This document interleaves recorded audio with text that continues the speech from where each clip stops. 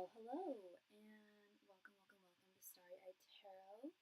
Happy day after Halloween. I hope everybody had a wonderful Halloween. And welcome. If you are new here, my name is Sophie. This is Starry Tarot, as I believe I already said. And thank you for your subscription if you're new. If you are returning, welcome back. Good to see you. This is a tarot reading live stream. I can answer any of your questions that you may have, with the exception of legal or medical questions. But literally, you name it, I can likely answer it within reason. within reason. I answer a lot of romance questions, a lot of love-related questions, but I'm thinking back on all the different readings I've done just this week. Answer questions about friends, family, career, one's future in general. I also do general readings.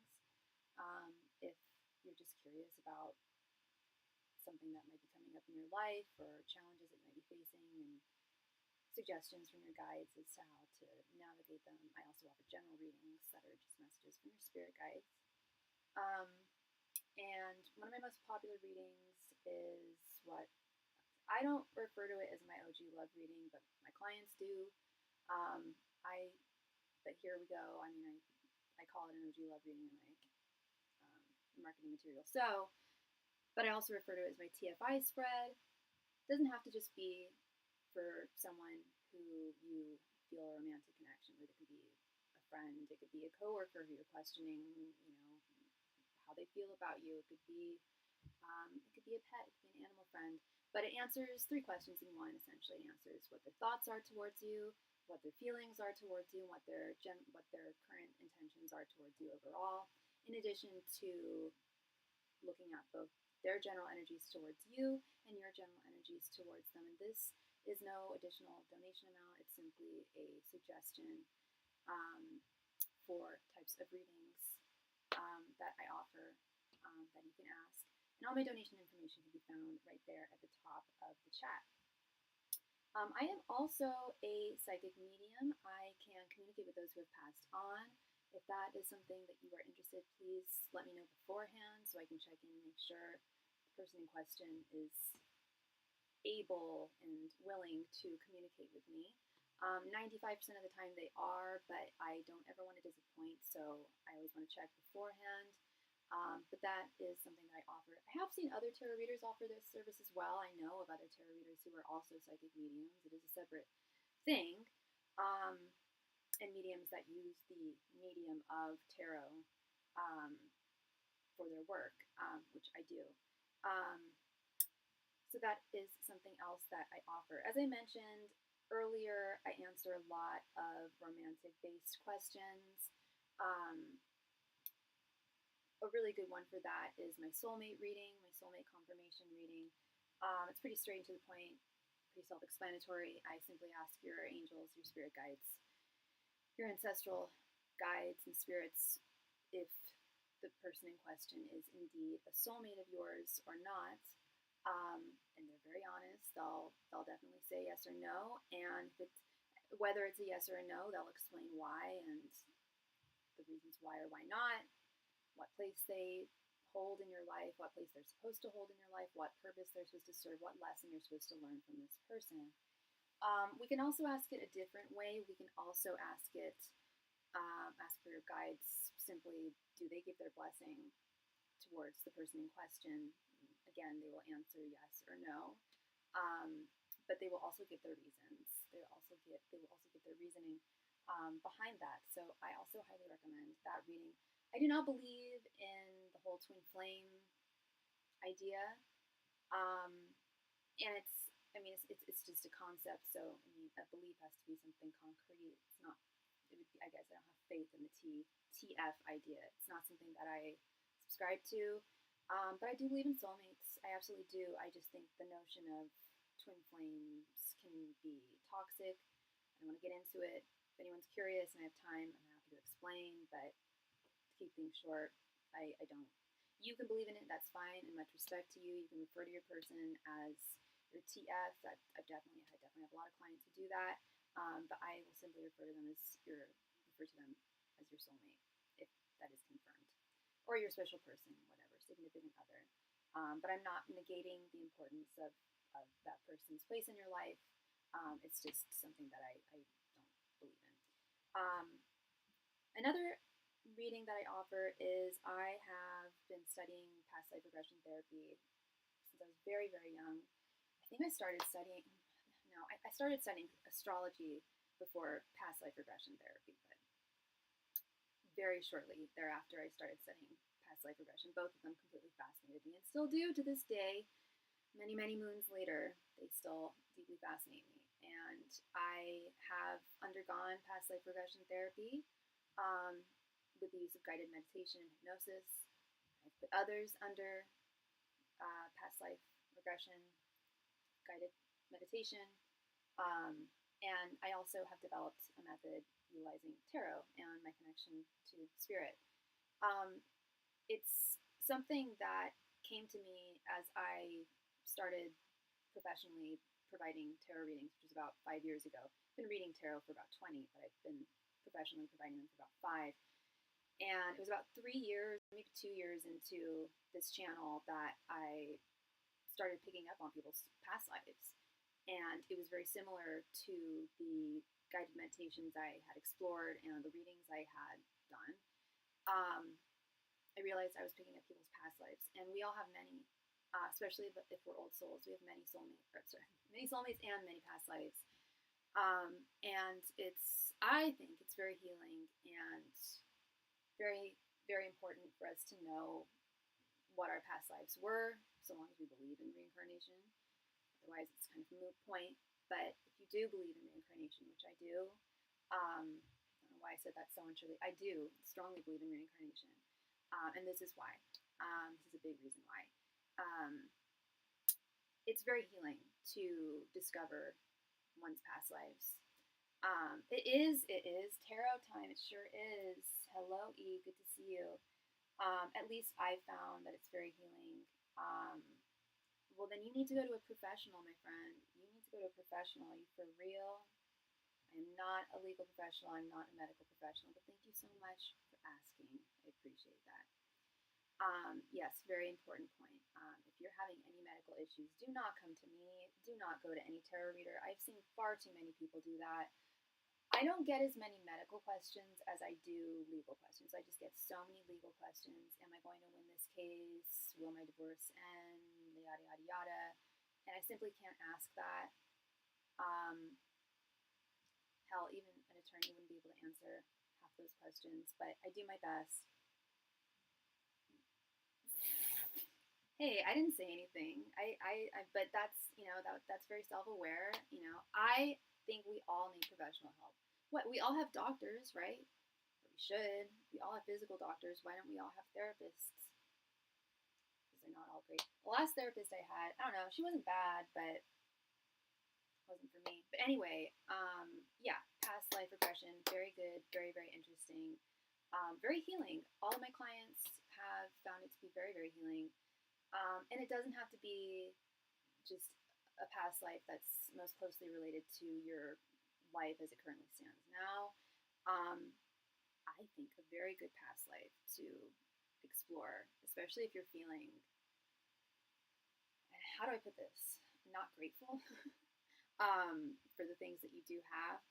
Asking spirit what your most challenging past life was. Asking spirit what your least fortunate past life was. I mean, you'd be shocked. I am shocked with a lot of the readings that I get. People completely immobilized, people finding out they're paralyzed in a past life. That's the other thing, is past lives also illuminate fears of ours that we can't really explain in this current life. And not just irrational fears, just fears in general. But sometimes they become irrational and there's no explanation for them. Sometimes the explanation is discovered through past lives. But I think one of the best past life questions to ask is, what was the most challenging past life of mine? You'll find that we're often very, very fortunate in this one, even if you don't feel so. There's always been a time where things have been worse, especially just with history and whatnot. Things were just more difficult in a lot of ways. Easier, but also difficult in a lot of ways. What else? Is that all of it? Oh no, I also offer private readings. I offer 2 different types of private readings. I offer them by appointment only. They're one-on-one, me and you, via Zoom. It's the same setup. You see me, cards, um, but it's just one-on-one, me and you, undivided. Not like I'm not giving you guys my undivided when you get your readings here, but as you know, sometimes people pop into the chat, or I get a donation or whatever, blah, blah, blah. Doesn't mean I'm not focused on you, but you get just every second of me and my undivided attention. You can provide all the backstory and the context that you need to. Also, I'm not saying that you can't do that here, but sometimes there isn't enough time to do it on my live stream, but there is over Zoom. The other thing with Zoom is privacy. It does provide that extra level of discretion. If there are certain things that you don't want broadcast on my live stream, they don't have to be. We can just do it over Zoom. Also, for reasons of discretion and convenience, I also offer private readings at no additional donation amount. Those I offer over Instagram via DMs, voice memos on DMs, or typed via email. Speaking of email, that's also where you can schedule a private reading for me. You can also do that on Instagram as well, or on here. It's fine. But it's best to reach me via email. And go follow me on Instagram. Everyone should go follow me on Instagram. I really need to put more more into my Instagram. But the advantage of being friends with me on Instagram is A, you're friends with me, and B, you can reach out to me after your reading if you have any additional questions, you want some additional context or anything. I'm here for you, and we can discuss. So yeah, I also offer readings over Instagram. Those are also good if you have like an immediate, urgent, burning question that you need me to answer. I've had people who I have clients of mine who only come to me and nobody else. At least they tell me that, and they strictly want a reading, or maybe there's a particular question that they only feel comfortable asking me and not another reader. Whatever the case may be, if I'm not on for a few days, likely means I'm working my other job, or out of town, or just living my best life, doing whatever. But I always have a deck of cards on me. And send me your donation, send me your question, and I can get back to you within, at the very least, 24 hours, or else I'll just refund you your money, unless you don't mind waiting longer than that. But almost always I can get back to you within 2 to 3 hours. Always got a deck of cards on me, and I'm usually not that preoccupied for that long away from my cards for any extended amount of time. So that's another service that I offer. So yeah, I think that is all. So with that, the donation queue is open. Whoever donates next will be first.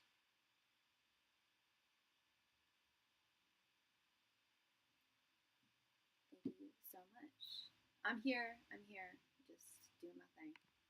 Off camera.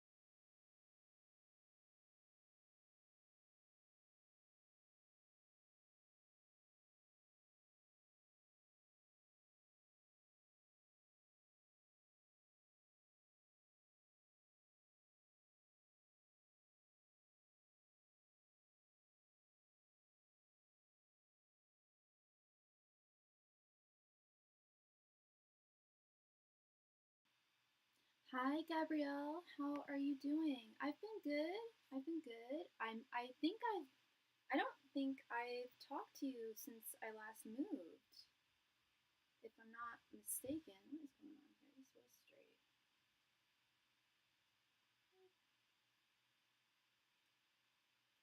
How are you doing?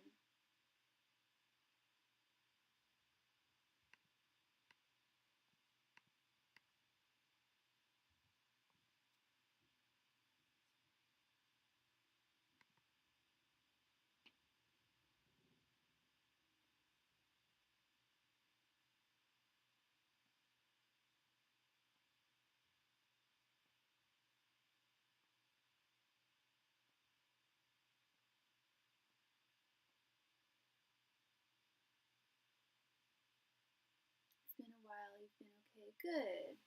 Good to hear. Yeah, I know. I think it's been a little while since I talked to you. Like I said, I don't think I've seen you since I moved a little over, or about 2 months ago now. So, yeah. Did you have a good Halloween last night?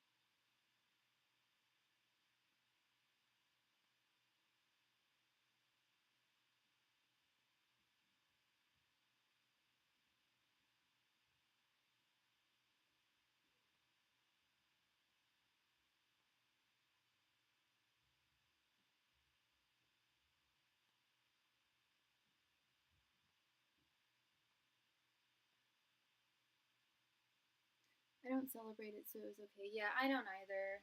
I mean, I don't like if I found a cool party and cool people to go with, I likely would have. I went to Temple last night, and then I just went and grabbed a couple drinks and went home, and it was all good. Um, yeah, I'm not really into like getting dressed up or anything, but it's cute seeing the little trick or treaters. They were all out last night. It's adorable. Yeah.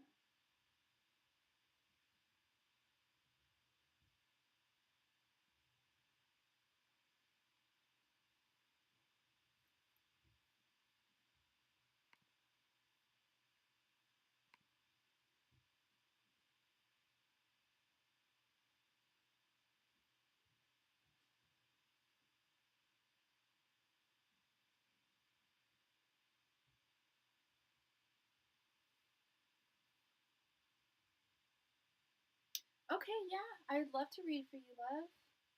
Absolutely. And there's no one here, so you'll be next.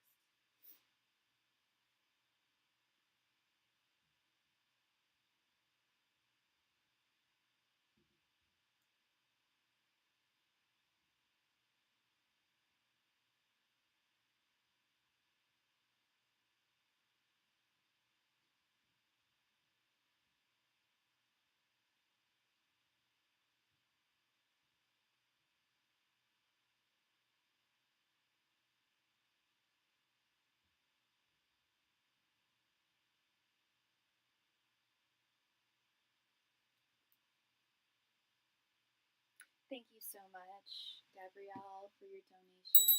Please go ahead and post your question right there in the chat. Thank you.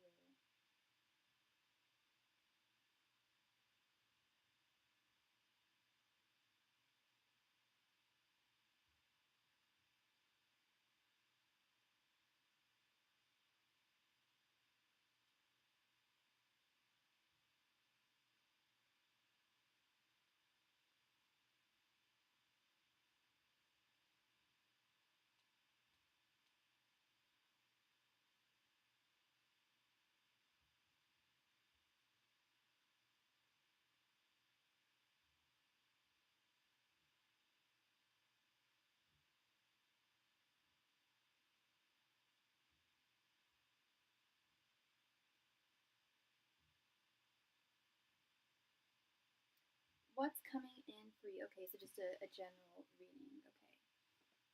Angels, Masters, and Spirit Guides, what is coming towards Gabrielle? Angels, Masters, and Spirit Guides, what is coming towards Gabrielle? Angels, Masters, and Spirit Guides, what is coming towards Gabrielle? Angels, Masters, and Spirit Guides, what is coming towards Gabrielle? Angels, Masters, and Spirit Guides, what is coming towards Gabrielle? Angels, Masters, and Spirit Guides, what is coming towards Gabrielle? Angels, Masters, and Spirit Guides, what is coming towards Gabrielle?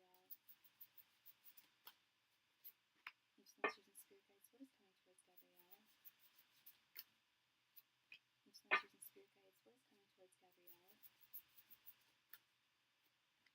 and Spirit Guides, what is coming towards Gabrielle? Angels, Masters, and Spirit Guides, what is coming towards Gabrielle?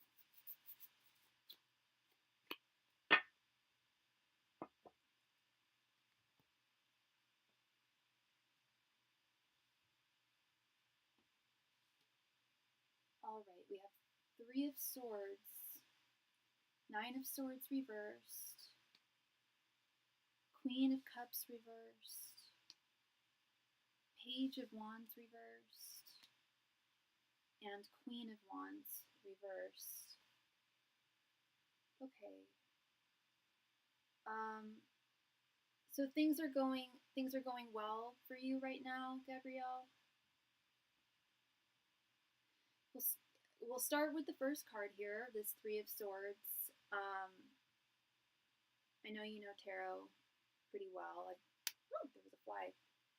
Oh my god, and I caught the fly and then it flew out of my hand. It was like one of those tiny little flies. Oh, I hate those. So we have the 3 of Swords, and 3 of Swords is heartbreak and disappointment. There's really no other way of seeing it.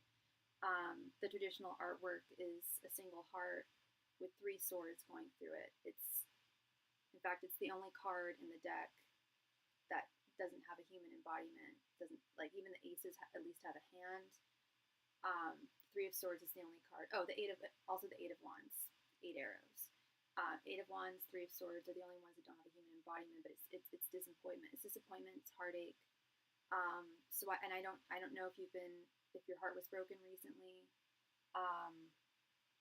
I don't know if this is spirit saying that your heart's going to be broken soon, or there's going to be a disappointment on the horizon. However, we do have this 9 of Swords reversed, which is, on one hand, the first thing that I think of when I see the 9 of Swords is this is my least favorite card. I hate the 9 of Swords. I hate the 7 of Swords too, because it embodies pretty much everything that's bad in the world. But 9 of Swords is anxiety and insomnia and fears, just like through and through. And when it's in its reversed form, as it is here, that's a symbol, that's a portent, that's a sign of worries and fears abating, going away, washing away. And it's also, on the other hand, a sign of cycles possibly of disappointment, also coming to a close. No longer having to worry or feel anxious about something in particular. Now, what that thing is in particular, I'm not quite sure, but we do have the Queen of Cups. We have a lot of court cards here, all reversed. We have both the Queen of Cups and the Queen of Wands, both reversed, as well as the Page of Wands reversed. Now, Wands are the realm of action. Wands are the realm of energy. And the Page of Wands reversed is often a symbol that one is feeling a current lack of motivation or focus or drive in certain areas of their lives that used to motivate you, that used to be very easy to focus on. It could just be due to whatever this 3 of Swords situation is or was. It could be one's motivation being affected due to that disappointment or that heartache, whatever that is. I know that when there's hiccups in my life that are disappointing, that can tend to happen. Sometimes I'll just focus on other things super deeply. Other times it's very hard to get certain things off of my mind if there's like a 3 of Swords kind of situation. But then let's look at both of these queens reversed here. Staying on the track of Wands, we have also the Queen of Wands reversed, and you are a queen. You are a representative of these queens, and this does to me show a bit of imbalance right now. the Queen of Wands reverse is often not quite fully feeling as though she's like fully seated in her divine feminine energies. And it also piggybacks a bit on this Page of Wands reversed card as well. The lack of motivation, and I'm not saying that you're not a motivated or focused person. I'm just saying what I'm seeing here, and Spirit is saying that in areas that you were very focused on and very locked in on, it's been, or it may be in the near future, a little more difficult to like zoom in and focus on those things, so to speak. I want some clarity with this Queen of Wands reverse as well. I was also going to say the Queen of Wands is also, and I forgot about this, but I was going to mention this. I was going to say I'm getting an energy of insecurity right now. And it could be in finances, it could be in career, and you can correct me if I'm wrong, Gabrielle. You may be feeling very, very secure right now, but the Queen of Wands is often indicative of someone not feeling very secure. It could also be indicative of one comparing one's journey to others, which to a certain extent, we are naturally inclined to do that just as humans. Sorry, 1 second.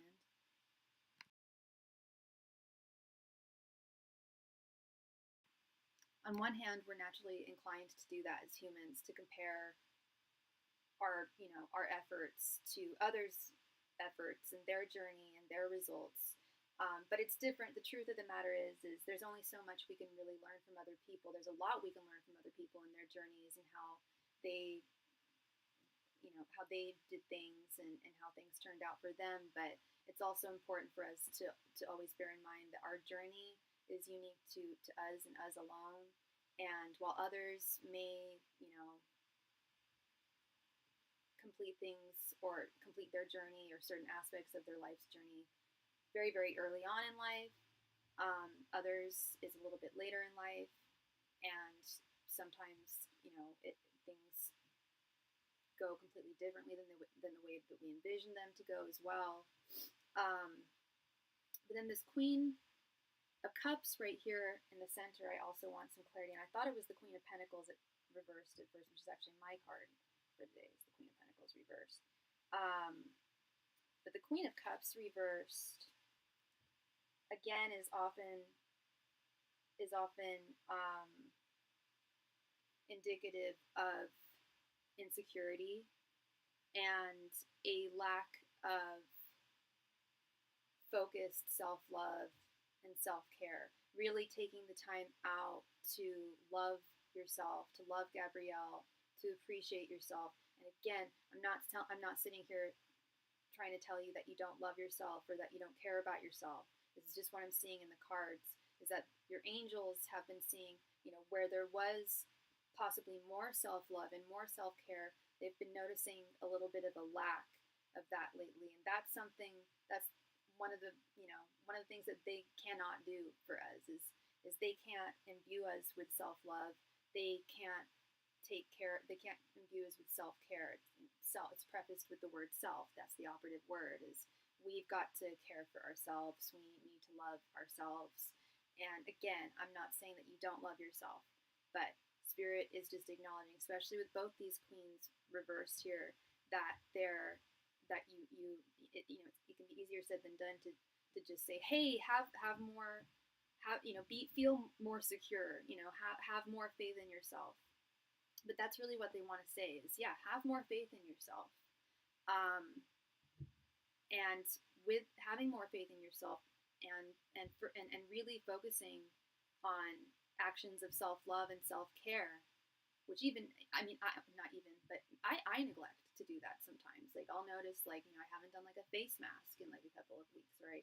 I haven't done this. It's just okay, lack of self-care. I need to check back in. I need to lock back in and mother myself. We should take care of ourselves as though we were our own mothers. we often don't. You know, we don't.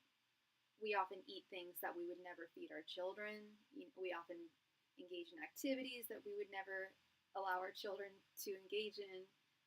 Yes, we're also adults, so it's a little different, but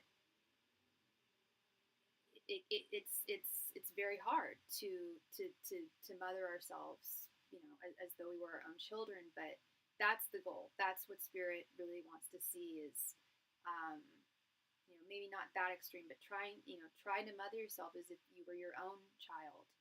Um, really focus on self care and self love right now. Um, and I remember there's a client of mine a few years back. She would get regular general readings, and for like 6 months, and she hated it because it was always the same message, almost always the same cards, and they were very similar to these. It was almost always a message of self-love, self-care, a reminder that that is crucial at this time, especially if external forces have gotten you down, disappointed you, or hurt you. It's especially important to maintain our self-care, or not self-care, especially self-love. um, and yeah, there was a client I would read for, and it was almost always the same reading, like you need to focus on that. And she hated hearing it. She wanted to hear that someone else was going to love her. It's what she always wanted to hear. And that's why she always had the Ace of Cups reversed. That's not showing up here, but the Queen of Cups reversed echoes that card a lot. She would get the Ace of Cups reversed almost every time. And I told her, I'm like, I know you want somebody to love you, and I want a man to love you as well, But it starts with the Ace of Cups. Then we get to the Two of Cups. If we don't have that Ace of Cups reversed, or if this Queen of Cups is not reversed, we're not going to get to that King of Cups. And I'm not saying that that's the only reason why one should love oneself or care for oneself. In fact, that's not a good reason to love oneself. But it's part of the whole picture. It's part of the whole picture. Is it all starts with us and trying to care for ourselves as though we were our own children. And again, easier said than done, but it is a goal to try and reach, that I think is very noble and super useful and very effective as well. And she really did focus on self-love, and she's now with someone who she's really happy with. They've got a house together and they're doing really well. And I'm not saying that my words like brought her this or anything. I'm not even trying to connect it to like self-love and then love, because you may be with someone right now. I don't know. We haven't talked in so long. But I can't help but see this huge emphasis on self-love. Self-love is one of the most beautiful things. I was reading a quote earlier, and someone said that. It was actually a comment, and I was like, I should quote that. It really is. Self-care is one of the most beautiful things, and I neglect to do it sometimes too. And then it reminds me it all starts here with us. I'm not sure. I've been working and feeling good on myself, so I'm not sure. Okay. So I'm hoping this isn't some future, because I am a little concerned, with this Three of Swords. Like I said, I don't know if you've been through a breakup recently, or a job ending, but some kind of disappointment, because the Three of Swords is some kind of disappointment. So if there hasn't been something like that, I don't want to scare you and say there's going to be a disappointment on the horizon. But I think the greater message is, regardless of whether there is a heartache or a disappointment. Now, I did have a disagreement. Maybe that is what it's picking up. Oh, did the disagreement like end a friendship or a relationship of some type? Because it could. I mean, if the disagreement disappointed you, then that could very well be what it's picking up on here. But with what you're telling me, you said you're working, and we don't have the Queen of Pentacles reversed. And I said that too. I was like, oh, I thought this was the Queen of Pentacles. It's actually the Queen of Cups reversed. I just wasn't seeing it correctly at first. The Queen of Pentacles is my card today. Queen of Pentacles reversed, which is like being overworked, feeling burnt out, which I'm not seeing here. It looks like things in the work department are good for you. No ending, just a disappointment. Okay, yeah. You're still working on it. Okay. I understand. I understand. Yeah.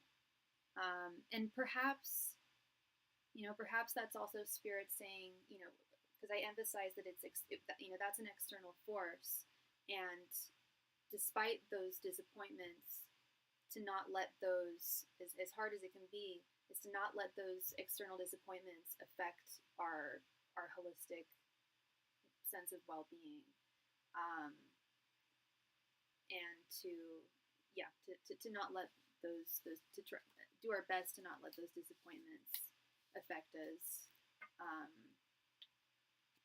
in that way. But again, I'm, it's much easier said than done. I can't tell you how many disappointments I've had due to disagreements that, yeah, really did knock off my equilibrium a lot, mess me up a lot. And I'm not saying that they've knocked off your equilibrium or effed you up in any way. But there have been in my case, when it doesn't have to be the ending of something, but yeah, a conversation that you have with someone who you care about that's disappointing can really affect one's overall well-being. Totally, totally. Um, but I'm glad that you're working on it, and I really hope that everything works out and that there's an understanding, um, a mutual understanding between the two of you. And yeah. Well, thank you so very much, Gabrielle. It was lovely seeing you. Yeah, it's been a little while, um, but it was lovely to see you. Thank you very much. Yeah, yeah. It kind of just reminded me, like, the whole, mothering, treating oneself as though you were your own child. Yeah, it's a lot easier said than done. I do my best, but I've also never had a child too. But when I think of, I don't know, the lack of discipline and stuff in my life, I'm like, geez Louise, yeah, no, it's definitely not like that for me. But yeah, self care, very beautiful thing. Thank you so much again, Gabrielle. Much love and light to you. I hope I brought you clarity there.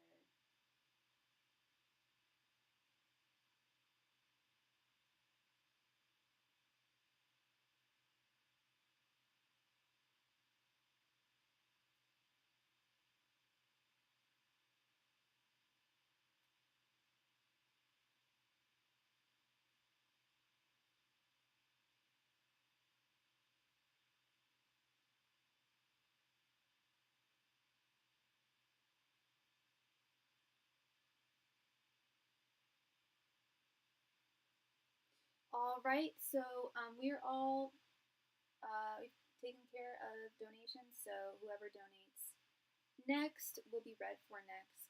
The donation queue is open. Thank you very much.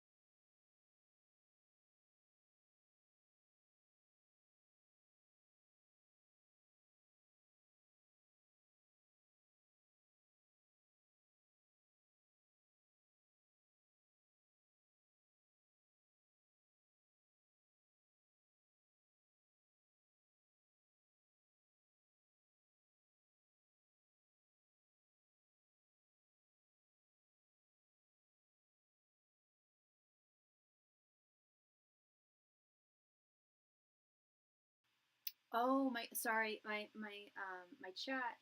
I have my live stream on my phone and then I have it on my laptop as well. My chat for some reason was delayed, but I just saw your message that your argument was with Johnny. I assumed it was with Johnny.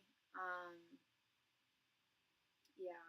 Um, but I hope you guys work things out. Yeah. Has there been progress with you and him, or are things just kind of the same? Well, you don't have to tell me, look, but I'm sorry that you guys had an argument. Um, yeah. Um, yeah, I'm sorry about that.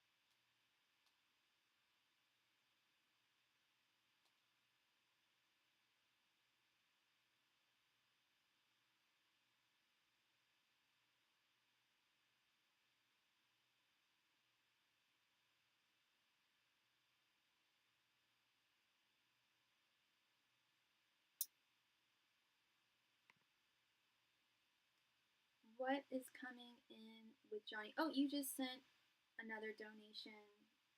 I just saw that. Thank you so much, hun. Thank you. Yeah, let's see what's going on with Johnny. What's his sign again? You're Libra, right? Angels, messengers, and spirit guides. What is the future between Gabrielle? What's coming towards Gabrielle and Johnny? Angels, messengers, and spirit guides. What is coming towards Gabrielle and Johnny? Angels, messengers, and spirit guides. What is coming towards Gabrielle and Johnny?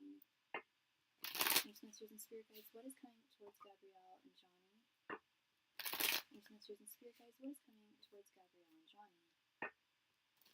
Angels, messengers, and spirit guides. What is coming towards Gabrielle and Johnny? Angels, messengers, and spirit guides. What is coming towards Gabrielle and Johnny?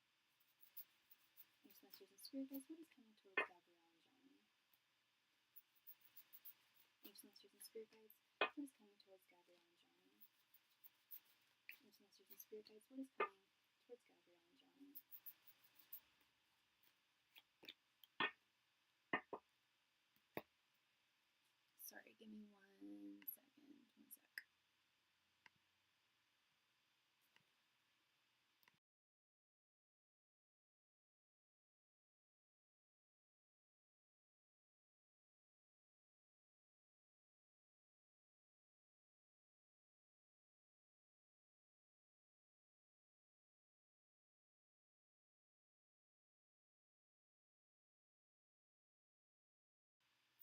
Okie doke, girl. Let's see. We have 9 of Wands, Strength, King of Swords, Knight of Wands reversed, and 10 of Pentacles reversed. Okay. This isn't looking terrible. We'll start here with this 9 of Wands. You just mentioned that you guys got into an argument, or you had a disagreement with somebody, and it was disappointing. It resulted in disappointment. And you said that you guys are still talking. It didn't end in your communication. However, I don't know if you've talked since then, but Spirit is saying 9 of Wands is like gear up for battle. Like there's going to be more arguments. There's going to be more disputes and disagreements between the two of you on the horizon. And you're going to have to really stand your ground. You're going to have to really be firm with, like, because I don't know what the disagreement was about, but I'm seeing things here about being firm with your boundaries. You have spoken, okay, but have you resolved what upset you during the disagreement, or no? Because if things haven't been resolved and you guys are just continuing forth, they might bubble up to the surface and result in more arguments or disputes. And Spirit is saying they're not encouraging you to argue with him, but they're saying to stand your ground. To definitely stand your ground, definitely speak your voice. We've got this King of Swords here, right here in the center. King of Swords is all about speaking one's voice, setting boundaries, sticking firmly with them. So you guys have resolved whatever the disagreement was? It's been resolved?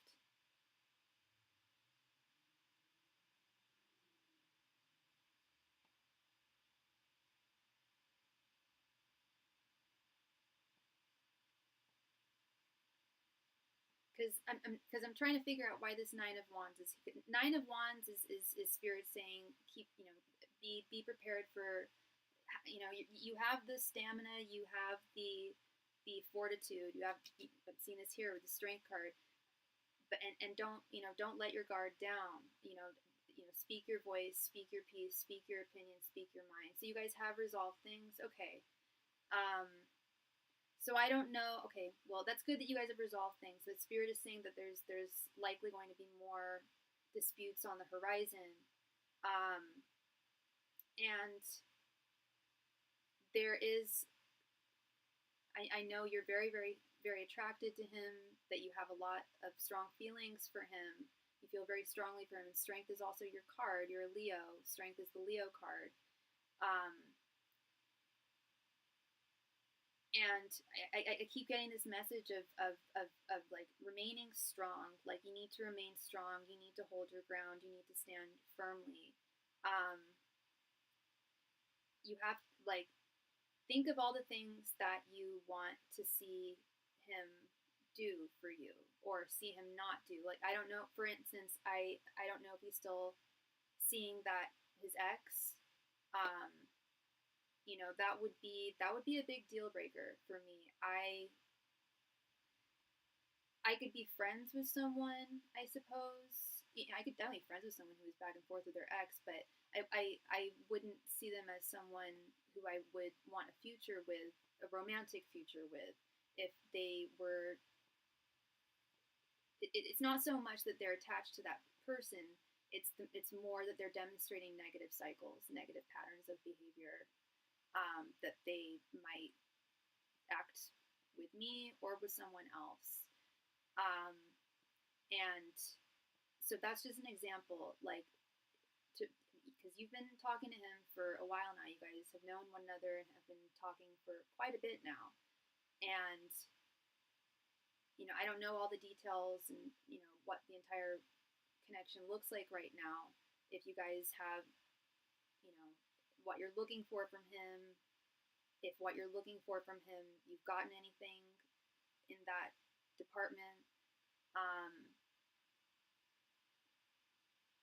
And it looks like from the cards, it looks like he's giving you breadcrumbs. You want the whole loaf, and you know what that whole loaf looks like, and he's giving you breadcrumbs, and you take them because they're part of that loaf that you like, but it's not the whole thing, and you deserve the whole thing.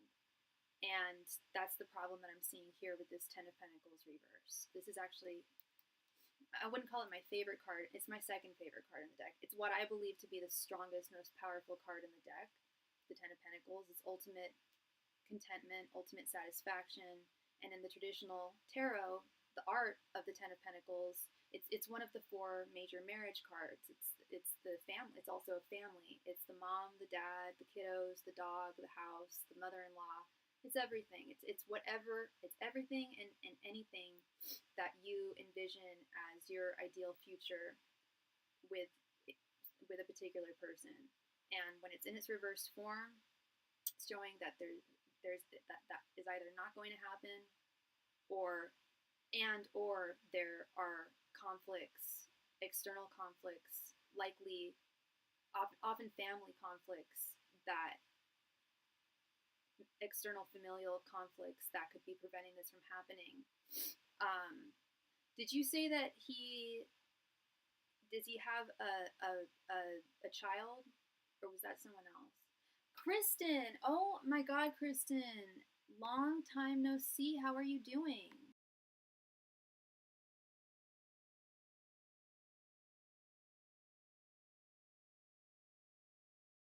Happy belated Halloween, love. It's so good to see you. And then the other problem that I'm seeing here, Gabrielle, is this Knight of Wands reverse. This is a man who's not taking action. You know, it took, like, what, 8 men to rob the Louvre in less than 10 minutes. You know, priorities. People take action on the things that they want. And I'm not saying that he doesn't want you, because he does. He has you in his life, but he wants you on his terms. And he knows, I think he knows what your terms are, and he knows what you want, and he's not taking those actions. No, he doesn't have one.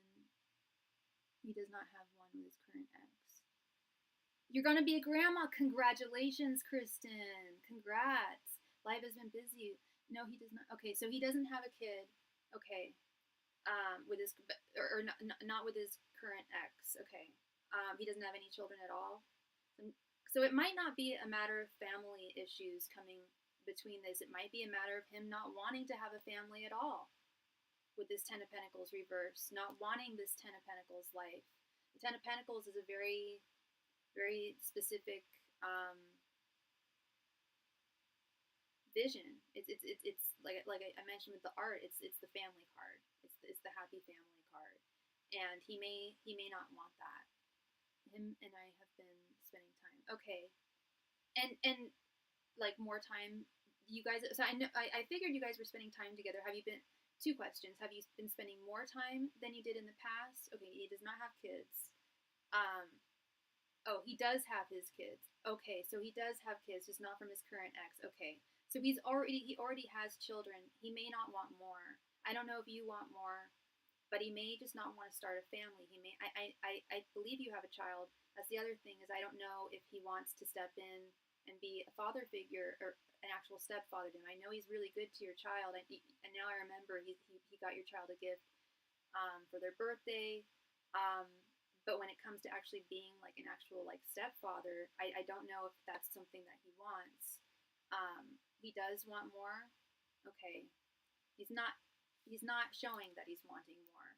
I know that it doesn't just happen overnight, but you guys have been talking for a while now, and if he does want more children, this was going to be my second question, and he's in my son's life a lot more than usual. That's good. That's a good sign.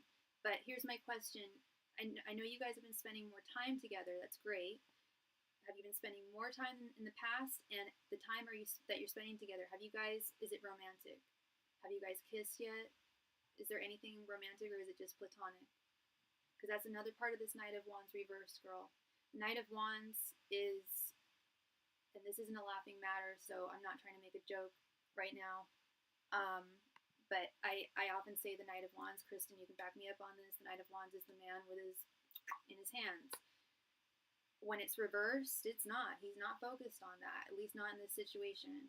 And if he's wanting kids, you'd want to see this. You'd want to, he should have it in his hands. He should be using it if he does actually want kids. And maybe it's just a matter of not having the funds with this Ten of Pentacles reverse, because we're also talking about Pentacles here, not having enough money, and that could be holding him back. But has there been any kind of romantic sexual development between the two of you? No, but that is more so because of me. And how is it? In what way? I don't understand. Do you not want that from him? Which is it's fine if you don't want that from him, but I don't quite understand. Has he tried to be physical with you in any way, or tried to kiss you or anything? How is it because of you? I'm still here. I'm just grabbing something. 1 sec.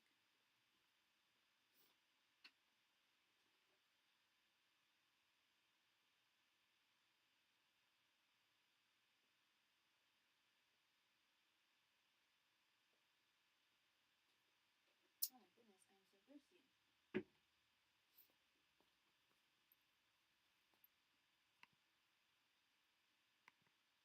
Not at this moment. We have talked about it. There is other things we need to work on. Okay.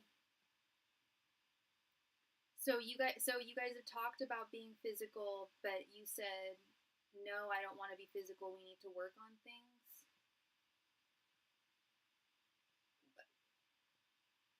Okay. Now I'm just curious what you would need to work on. I suppose, well, I mean, I guess one of them would be him cutting his ex out of his life, if that's something that makes you uncomfortable. Just trying to think of things that people would need to work on. Because you guys have been talking for a while now. And yeah, there are issues, there are challenges, there are obstacles between the two of you. But I also wonder if physical connection, and I'm not one to say something like this, but I wonder if physical connection is something that would actually heal that, and at least move the connection forward. But at the same time, if you're not feeling comfortable, if you don't feel comfortable with that, then that is 100% acceptable, and that's the way it should be. Only it should be on your terms. when it comes to that. I just want to make sure it is on your terms and it's not him just, staving things off. I want you, Gabrielle, and it's not me. Spirit is wanting you. You can do whatever you want, but the message I'm getting from the cards is to really examine what you ultimately want from Johnny in this connection. And I think you know what you want from Johnny ultimately in the long run between you and him. And think of how those things, think of the things that he does that you don't want him to do anymore. Think of the things that he doesn't do that you want him to start doing, and take notes. Because I don't know if, it sounds like you don't want to give him a time frame, but take note as to how long it's taking for things to come to fruition the way that you want to see them. It takes two to tango. It can't all be, on one person's terms. That's what a relationship is, an equal balance of two people, wanting the same thing, but, compromising and meeting eye to eye when there are disagreements, finding a way to see eye to eye when there are disagreements. So, just bear that in mind, that it's an equal, it should be an equal dynamic of give and take. It should be an equal dynamic of partnership, of agreements, and not just on one person's terms. You've got to think of your terms and your boundaries and your wishes and your time as well, Gabrielle. And I'm not saying that you're not, but I think that it's even if you are, it's something to explore and think about even deeper, because it has been a little while with him. And hi, Yvette. Welcome, welcome, welcome. Good to see you, and thank you so much. Has been a little while, and there's no need to rush things. There's definitely no need to rush things. I've always said that slow and steady wins the race, but it's also not wise to drag one's feet either. No reason to do that. Slow and steady, and yeah. Thank you very, very much, Gabrielle. I appreciate you, and I wish you all the very best in everything. And yeah, I hope I'm glad the disagreement was resolved. And I didn't notice till now, but we received a donation from Kristen. Thank you so much, Kristen, for your donation, love. I appreciate you. Let's go ahead. You're welcome, Gabrielle. Thank you.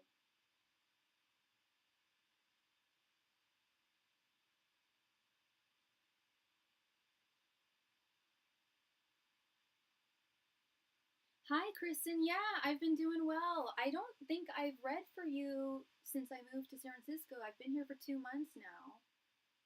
And I don't recall seeing you. It's been a while. How the heck are you, girl? Hope you are well.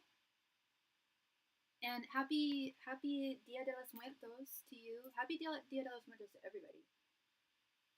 I think today is a far cooler day than Halloween. I moved to San Francisco. I moved to the city. I know I was just living like just outside of the city, but I moved to the city. Yeah. It is good. I'm closer to work. Well, not all my work because I work all over the Bay Area, but my main school that I work at, like in walking distance to. Yeah, I love it.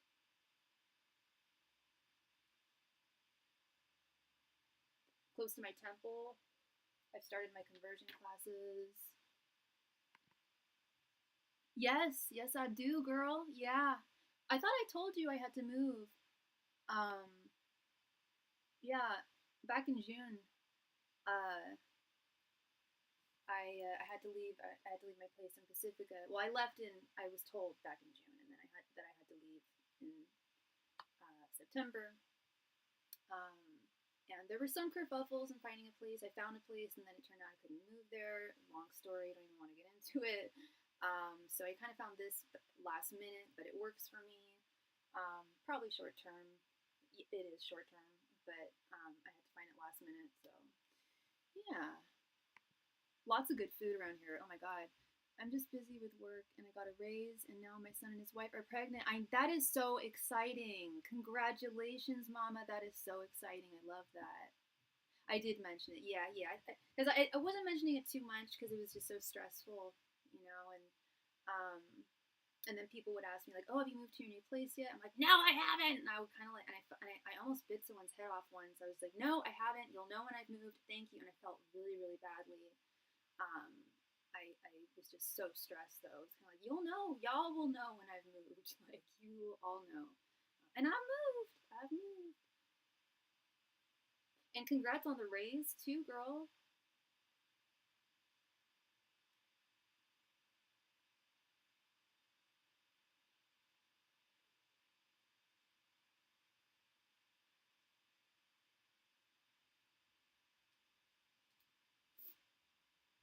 Yeah, of course.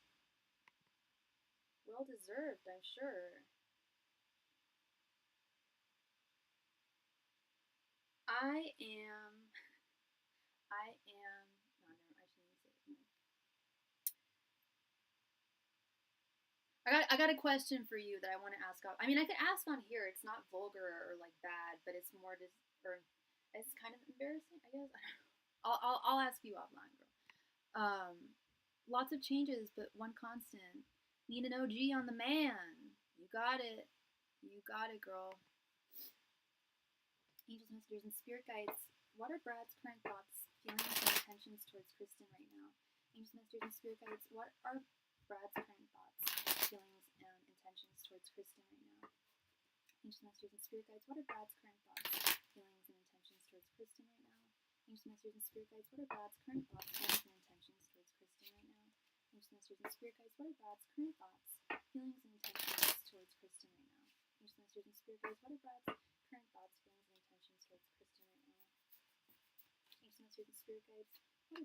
thoughts, feelings, and intentions towards Kristen right now? Angels, messengers, and spirit guides. What are Brad's current thoughts, feelings, and intentions towards Kristen right now? Angels, messengers, and spirit guides. What are Brad's current thoughts, feelings, and intentions towards Kristen right now? Angels, messengers, and spirit guides. What are Brad's current thoughts, feelings, and intentions towards Kristen right now? Hey, girl.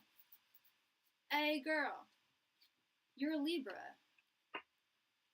Did you you had a birthday that passed, didn't you? You know what that means, right? I don't think I've seen you since your birthday.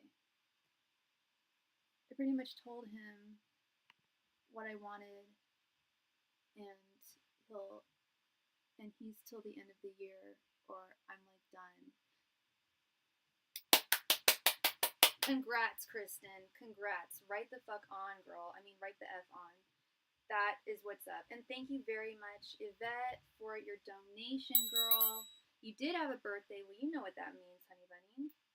You get another reading after this for your birthday. You are a beloved regular of the channel for a long time. So I can't not give you a birthday reading. So think of your next question. Or we can always add to this if you want. All right, girl, we have Judgment. Yeah, Judge. Oh my god. And that, dude, this card flew like out of the deck. I'm like, whoa, that like flew. It literally like felt like it flew out of my hands. This is your general energy is Judgment. That's spot on. What you just told me there, you gave him like your Judgment Day. Can you just extend this out to make it easier? Totally. I think that is ideal because this I feel is going to be pretty deep. Let me expand. Angels, messengers, and spirit guides. What are Brad's current thoughts, feelings, and intentions towards Kristen? Angels, messengers, and spirit guides. What are Brad's current thoughts, feelings, and intentions towards Kristen? Angels, messengers, and spirit guides. What are Brad's current thoughts, feelings, and intentions towards Kristen? Angels, messengers, and spirit guides. What are Brad's current thoughts, feelings, and intentions towards Kristen? Angels, messengers, and spirit guides. What are Brad's current thoughts, feelings, and intentions towards Kristen?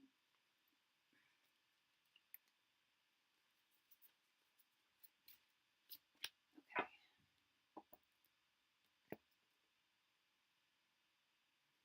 Judgment, Four of Swords, Four of Pentacles reversed, the Moon reversed, Queen of Cups, the Empress, damn right, girl, the Fool reversed, the Magician, Five of Swords reversed, and King of Swords. I didn't spell it out all. I didn't spell it all out, but he knows. I think he's done known for a little while now, Kristen. I think I've mentioned. I believe I've mentioned that in the past. He knows. He knows what you want. Damn, girl. This. Wow. Yeah. Tarot, I love you. Angels, I love you. Tarot, I can't explain how you work, but good Lord. Let's start with your general energies. We have Judgment and the Empress. Damn effing right. You may not have spelled it all out, girl, but this is your hand of judgment. You're saying, hey, like, I'm literally, like, I love that you, I don't know if did you tell him that you were giving him a time frame? Or are you keeping that to yourself? Whether you told him or whether you're keeping it to yourself. Hi, Juliet. Welcome, welcome. Whether you told him or whether you're keeping it to yourself, write the F on. I'm so proud of you. I'm so happy for you. That's what's up. You told him what the parameters are, gave him your judgment.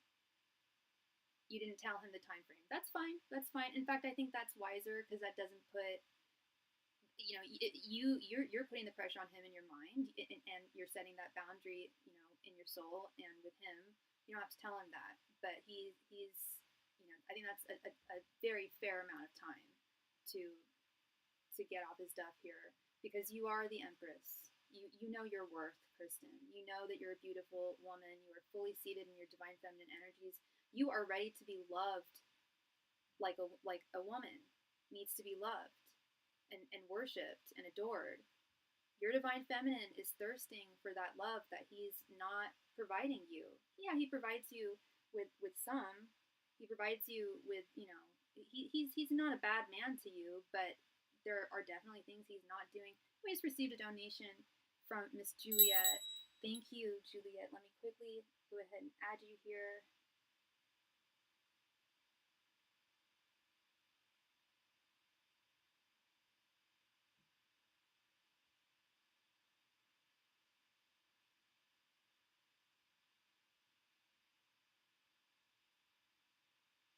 Sorry, 1 second.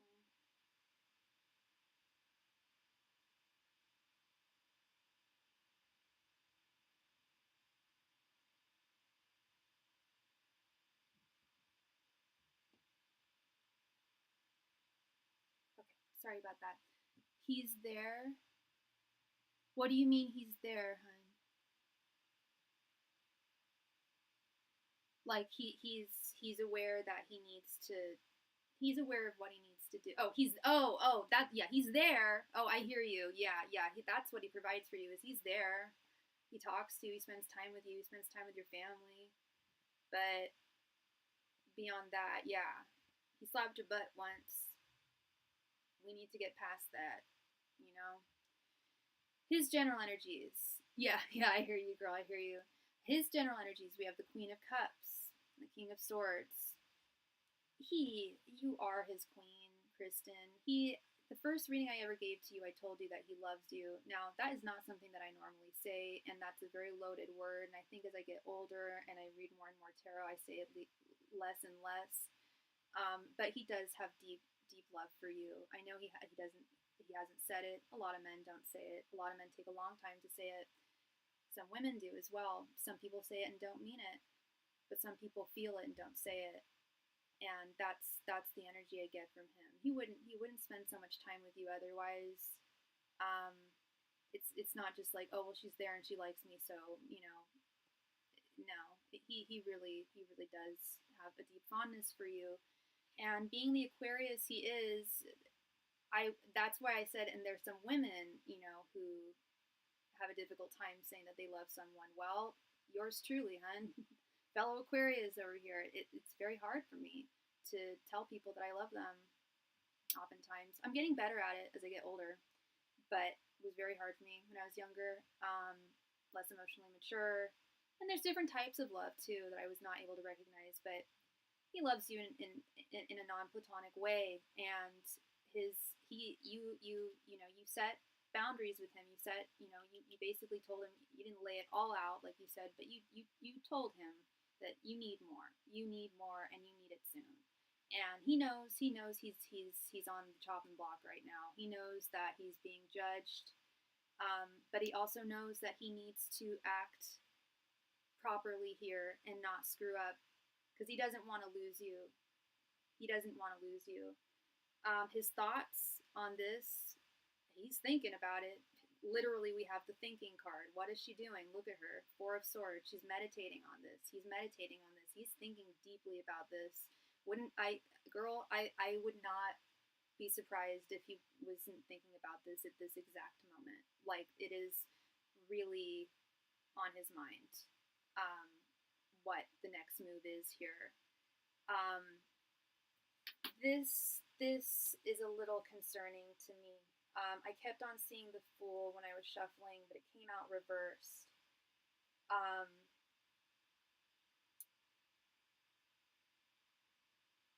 He's acting like he's literally being it's true. Like, I've read it in several books too. I've always said this: the Fool upright is actually a very wise man.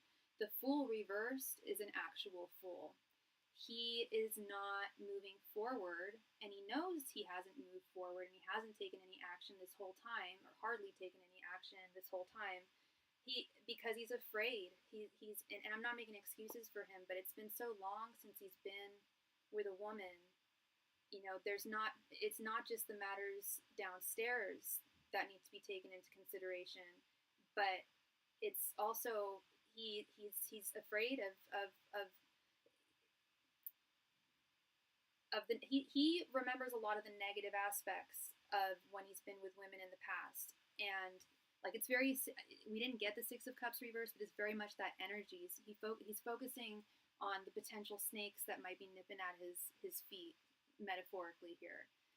And you're a good woman, and he knows that you wouldn't do that, but he still has this deep-seated fear.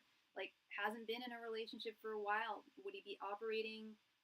He's just very insecure about how to be a man to a woman anymore. I think he knew at one point, and even then I think he was not super suave. His feelings towards this, we've got the Four of Cups reversed and the Magician. Okay, I thought this was the Four of Pentacles reversed. No, it's the Four of Cups reversed. Okay, yeah. He doesn't want to lose you, girl. He really doesn't. He sincerely does not want to lose you. I can't emphasize that enough. He's trying to develop a new understanding regarding love, regarding you, regarding your guys' connection.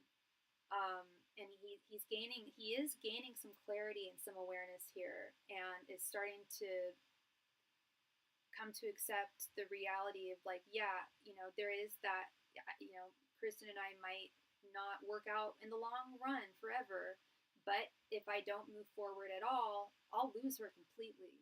So I've got to make some kind of compromise here with both myself and with her. And he feels like he can do that. He doesn't know how, but he does feel like he does, at the end of the day, he can pull the resources together to make you, to be your man. Not to make you his woman, but to be your man. To become the man that you need him to be for you. He's not the most secure guy, but he does have willpower, and he doesn't have a whole lot of pentacles. He has his sword, doesn't speak his mind all the time with it. He definitely has a cup of love for you, for sure.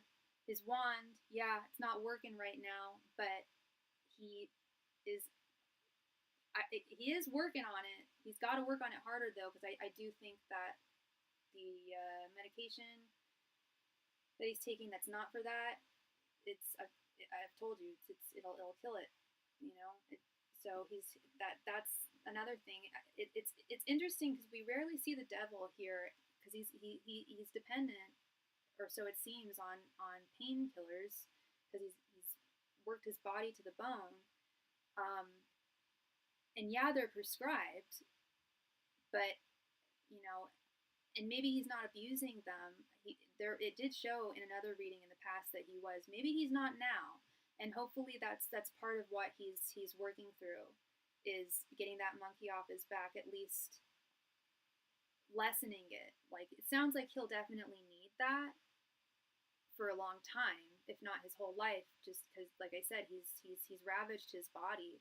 But there is, there's such a thing as baby Oxycontin, there's such a thing as 10 milligram Oxycontin. There's a difference between 10 and 80, and I'm hoping, I get the sense that he's trying to mitigate it and bring it down to, and he's still working his body so hard. Yeah, which doesn't help. It makes it worse. And then he needs more. And I don't think he's abusing them now. I don't get that sense. I get the sense that he's trying to, keep it as minimal as he can.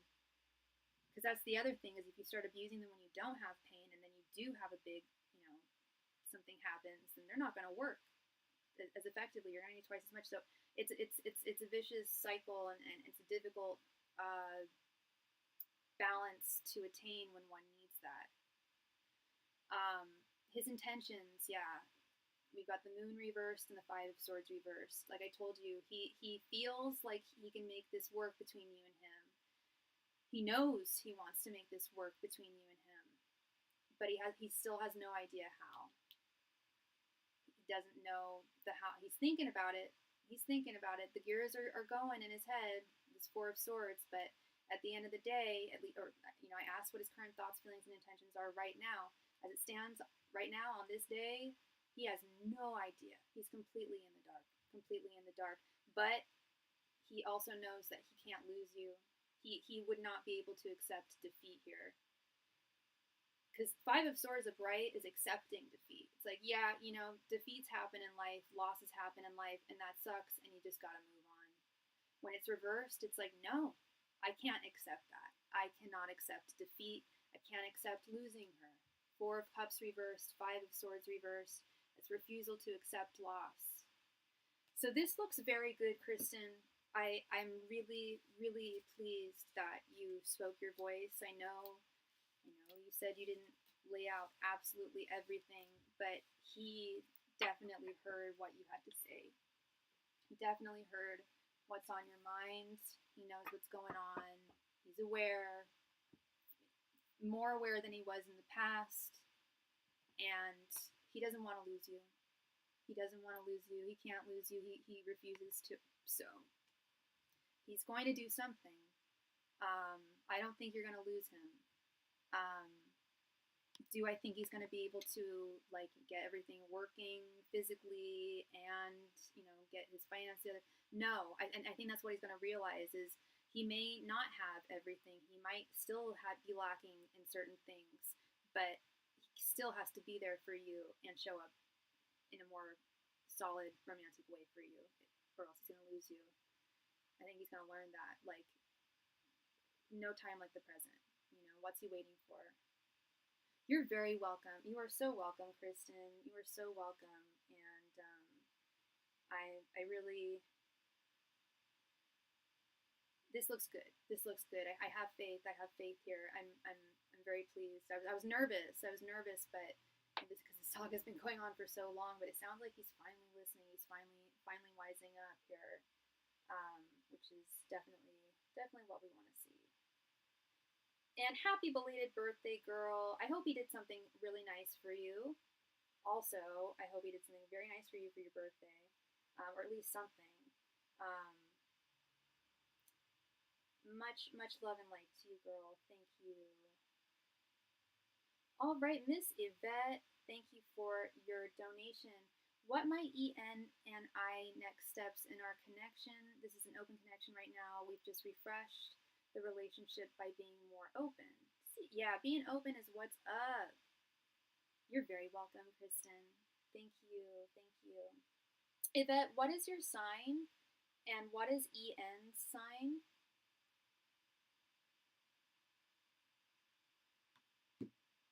And sorry, just give me 1 sec.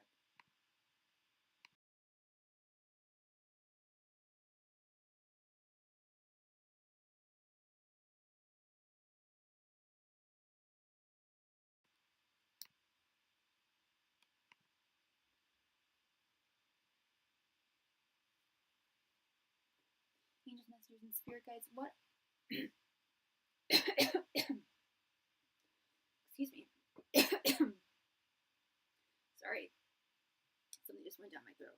I don't know if that's ever, I'm sure that's happened to someone out there where you like swallow, you're breathing and then you swallow. Oh my God. Sorry about that. You're both Virgos. Okay. Angels, messengers, and spirit guides, what are the next steps in Yvette and Ian's connection? Angels, messengers, and spirit guides, what are the next steps in Yvette and Ian's connection? Angels, messengers, and spirit guides, what are the next steps in Yvette and Ian's connection? Angels, messengers, and spirit guides, what are the next steps in Yvette and Ian's connection? Angels, messengers, and spirit guides, what are the next steps between Yvette and Ian's connection? Angels, messengers, and spirit guides, what are the next steps between Yvette and Ian's connection? Angels, messengers, and spirit guides, what are the next steps in Yvette and Ian's connection? Angels, messengers, and spirit guides, what are the next steps in Yvette and Ian's connection? Angels, messengers, and spirit guides, what are the next steps in Yvette and Ian's connection? Angels, messengers, and spirit guides, what are the next steps in Yvette and Ian's connection?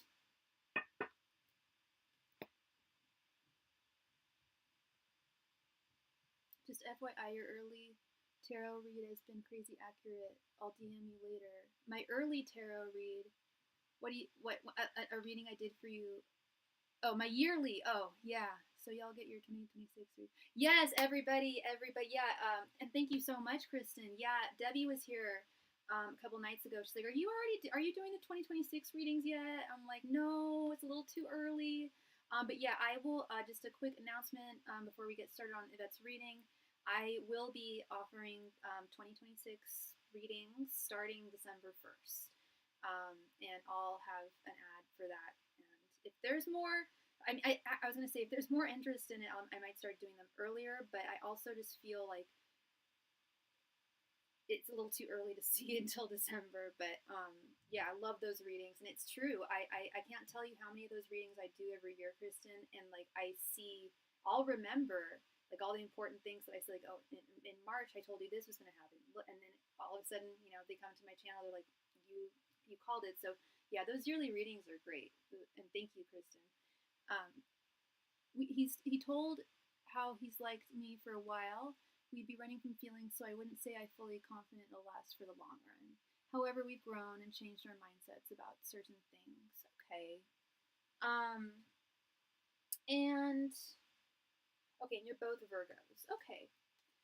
All right, we have 10 of Wands reversed, Page of Pentacles, the Tower reversed, 7 of Swords reversed, and 4 of Swords. Okay. Yeah, okay, I see that you guys have, I went back and watched, and wow, yeah. That's crazy cool, Kristen. That's awesome.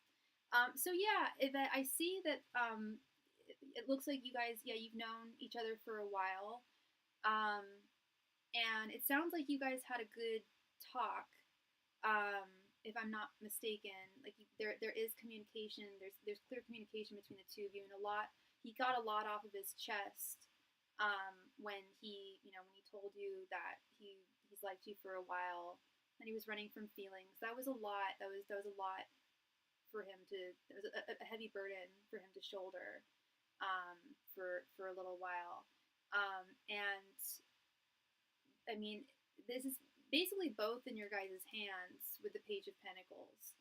I know you said it's an open connection, and while he's definitely let go of that burden of like running from his feelings. I do feel like he's still running from them with the Tower reversed. I feel like he is still fundamentally when I see the Tower, here's the thing, girl. When I see the Tower reversed and I'm doing a romance reading, that's telling me that it's very difficult for someone to allow themselves to be vulnerable enough to fall. And they don't have to. When I say fall, I mean like fall in love. And he doesn't have to fall in love, but just feelings in general. You have to be vulnerable to have romantic feelings for someone, it's just part and parcel of the name of the game. And I still see him holding on and not allowing himself to be fully vulnerable. Hi, Felicia. Great idea on the 2026 readings. I will be back to get one. Fantastic. Yes, Felicia. And I'd be interested to see, go back and see people's 2026 readings and how they panned out. Yeah. So Yvette, I still, and I know that it's an open connection, and there's you guys aren't bound to one another, but I also think that's all he does. He's still there. He has grown. He has. That's true, but he still doesn't fully allow himself to have feelings for someone. So he keeps things open. He keeps things casual. You're not. I don't think he's had a serious connection with someone in a very long time, if ever. He may have said it was, but certainly he didn't treat it like it was. Right, and I can tell that. We just opened it up. Yeah, yeah. So you can tell. And I do see that you guys have dropped the BS. You guys have opened up to one another with the Seven of Swords reverse. You've dropped pretensions. And I'm not saying you were BSing him, and he's dropped the BS of like, I shouldn't say drop BS. No, whatever it sounds like not. It sounds like that, like he was wearing a mask, and we all wear different masks. We all wear masks with different people, and there may have been some things that you were concealing from him in terms. I don't mean like that you were cheating on him or anything like that, but there were some things that you were concealing from him regarding your emotions, regarding your thoughts, your feelings towards him, as he was to you.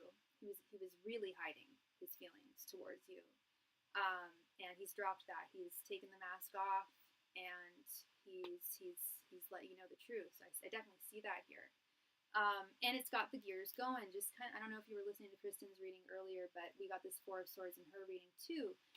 Four of Swords is literally the thinking card. Swords are the realm of the mind. Four of Swords is meditation. Is the realm of meditating, thinking about something, thinking on something. So that, and it's interesting too, because Kristen's reading, she had a conversation with her guy as well, and it got the gears going in a positive way because it's upright. He's thinking like, yeah, like, there is something here, and can I get past this? Can I let go? Can I drop my guard? Can I let my guard down enough to go forward here? Because he can try and control his feelings all he wants, but there's only so much he can do with this Page of Pentacles. Like, that's that control thing. I was reading that wrong earlier. I take it back. It's not that you guys have, like, you've got this in your hands. I mean, in a sense, yeah, but he's trying to control things. And you can't control love. You can't force it, and you can't control it. So this is kind of a similar reading to the last one I just did. Yeah, you told him what was what, or he told you what was what. You guys had an open dialogue, and now it's like time. And I said the same thing to Kristen. I wouldn't be surprised if he's thinking about you and him and the conversation that you had right at this moment. That wouldn't surprise me at all. It's this Four of Swords card says a lot. It's like the gears are going. Here's my theory. I don't know how old he is, but I think he's thinking like, if I move forward with Yvette, I already know I've got feelings for her. If I move forward with her in a deeper way, they're just gonna grow. So I can either not move forward with her and not have any Yvette in my life, which would break my heart, or I can move forward with her and potentially my feelings would grow. I'd have to let down my guard, but things could actually be good. So he's really thinking about this, and you may have really gotten somewhere with him, but actions and thoughts don't always match. I think he wants to drop that control, but whether he's capable of doing it or not, time will tell. Yes, and I told him that I like boy.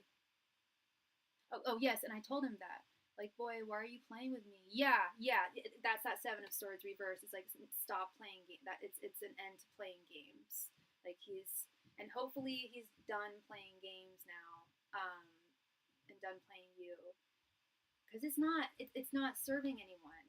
you know, like it's just it's he's being foolish, just like the situation, the last reading I did. It's preventing yourself from having someone in something really solid that you want in your life. It's silly. So he's definitely, you've got the gears going, girl. You definitely got those gears going with him. Whatever you said definitely made a mark on him, and very positively. So this looks good. This looks good, Yvette. And yeah, I wish all the very best between you and him. And yeah, we all need to grow at some point, and this sounds like it's his time to do that. Juliet, thank you very much for your donation, Juliet.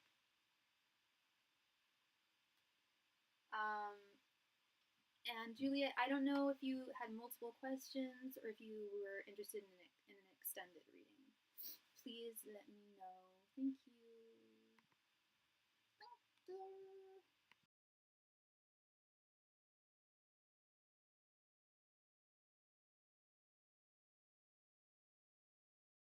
You're very welcome. You're very welcome, Yvette. Yeah, this looks good. Sounds good. Looks good. I got good feelings about you and him. I want a full extended reading on Tyus and I. You got it. You got it, Juliet. And what is your sign? And what is that how I pronounce it? Tyus? Am I pronouncing that right? And what's his sign?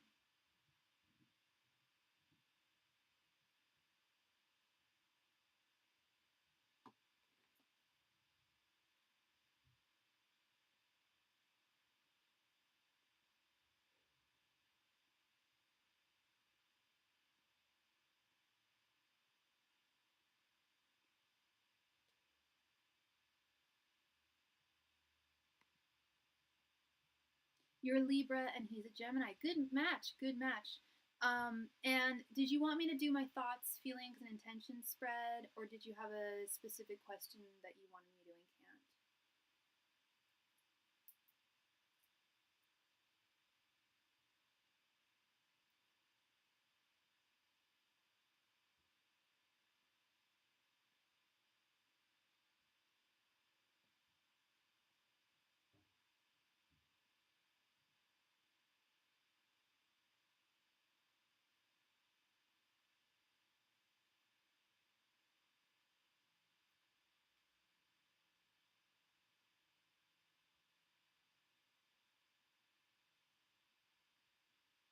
Not a specific question. Okay, so you want me to just ask what his, do you want me to ask what his thoughts, feelings, and intentions are? Or just what's the future between you and him? Because I have to say something, so I just want to know what I need to say.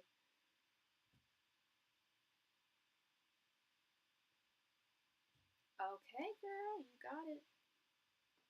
Angels, masters, and spirit guides, what are Tyus's current thoughts, feelings, and intentions towards Juliet? Angels, masters, and spirit guides, what are Tyus's current thoughts, feelings, and intentions towards Juliet? Angels, masters, and spirit guides, what are Tyus's current thoughts,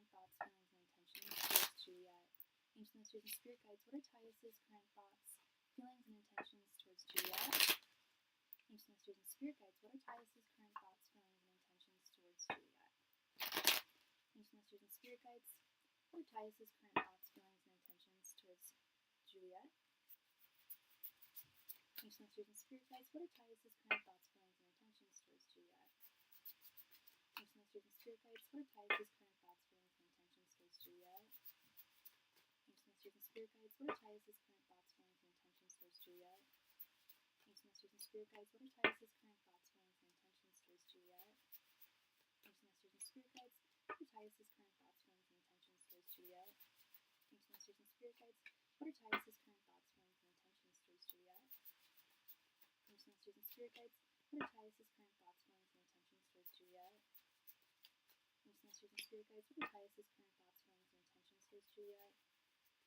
masters, and spirit guides, what are Tyus's current thoughts, feelings, and intentions towards Juliet? Angels, masters, and spirit guides, what are Tyus's current thoughts, feelings, and intentions towards Juliet? Angels, masters, and spirit guides, what are Tyus's current thoughts, feelings, and intentions spirit guides, or ties his current thoughts, feelings, and intentions towards Juliet. Ancient masters and spirit guides,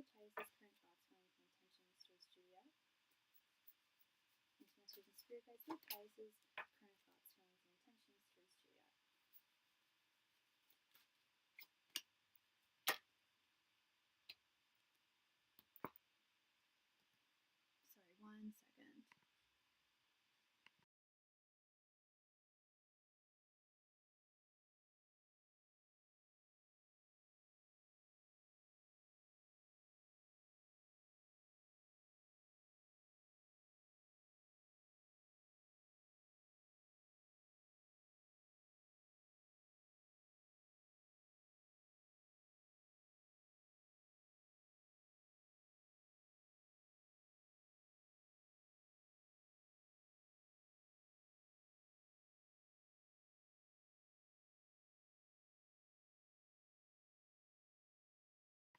All right, and we are back. We have Six of Cups reversed, the Hierophant reversed, Page of Wands reversed, Ace of Swords reversed, Seven of Wands reversed,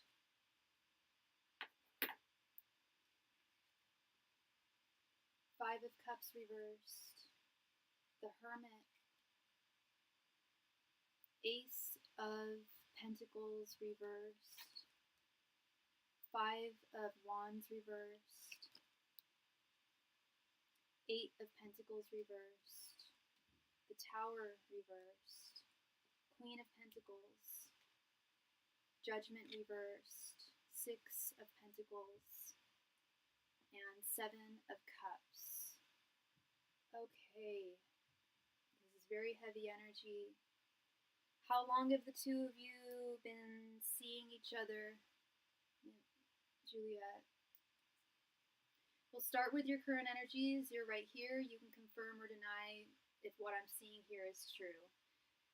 Six of Cups reversed, Five of Cups reversed, and the Tower reversed. Did you guys go through, I don't know if it's a breakup or an argument, some kind of dealing for almost a year? Okay. I feel like it's, if there's something you've been dealing with for almost a year, it doesn't feel good. And okay, we'll start with the Six of Cups reversed. We had a talk. Okay, yeah, I had a feeling there was some kind of communication that caused a tower moment here. We've got the Six of Cups reversed. Six of Cups reversed is dwelling on negative aspects of one's past. You might be really thinking about the frustrations that have been going on for the past year. You said you've been dealing for almost a year, not you've been together, sharing time together, dating, or maybe you meant to say dating and you missed, and you meant to type dating. Maybe you meant to type dating. I think you probably did. But whatever, if you're dealing with something or it sounds like you are dealing with something here in dating him. It has not been all sunshine and roses, and every relationship has its ups and downs, but it's been particularly. You may even be comparing this to other relationships you've had in the past. Is another thing too, but it's not working for you right now. It's disappointing, and it's hard to stay in the present moment with him and keep moving forward. But at the same time, you also don't want to lose. You certainly don't want to lose him. You also don't want to lose him. You still want him in your life, and you don't want to have regrets. Yes, while dealing. Okay, so you meant to type that, and I expressed I didn't forgive him for something he did, and he doesn't reassure me. You didn't forgive him for something he did, and he doesn't reassure me. Okay. Okay, yeah, I see that with this Five of Cups. This is regrets, feelings of guilt, feelings of loss. He hurt you. He hurt you in some way that he should feel guilty about, and he should feel regretful for doing to you. And like you said, he's not acting like he feels badly, and his actions are not reassuring you that he's not going to repeat that kind of behavior. Um, but you also don't want this to end. I can't stress this enough. Like, this has been an abruption.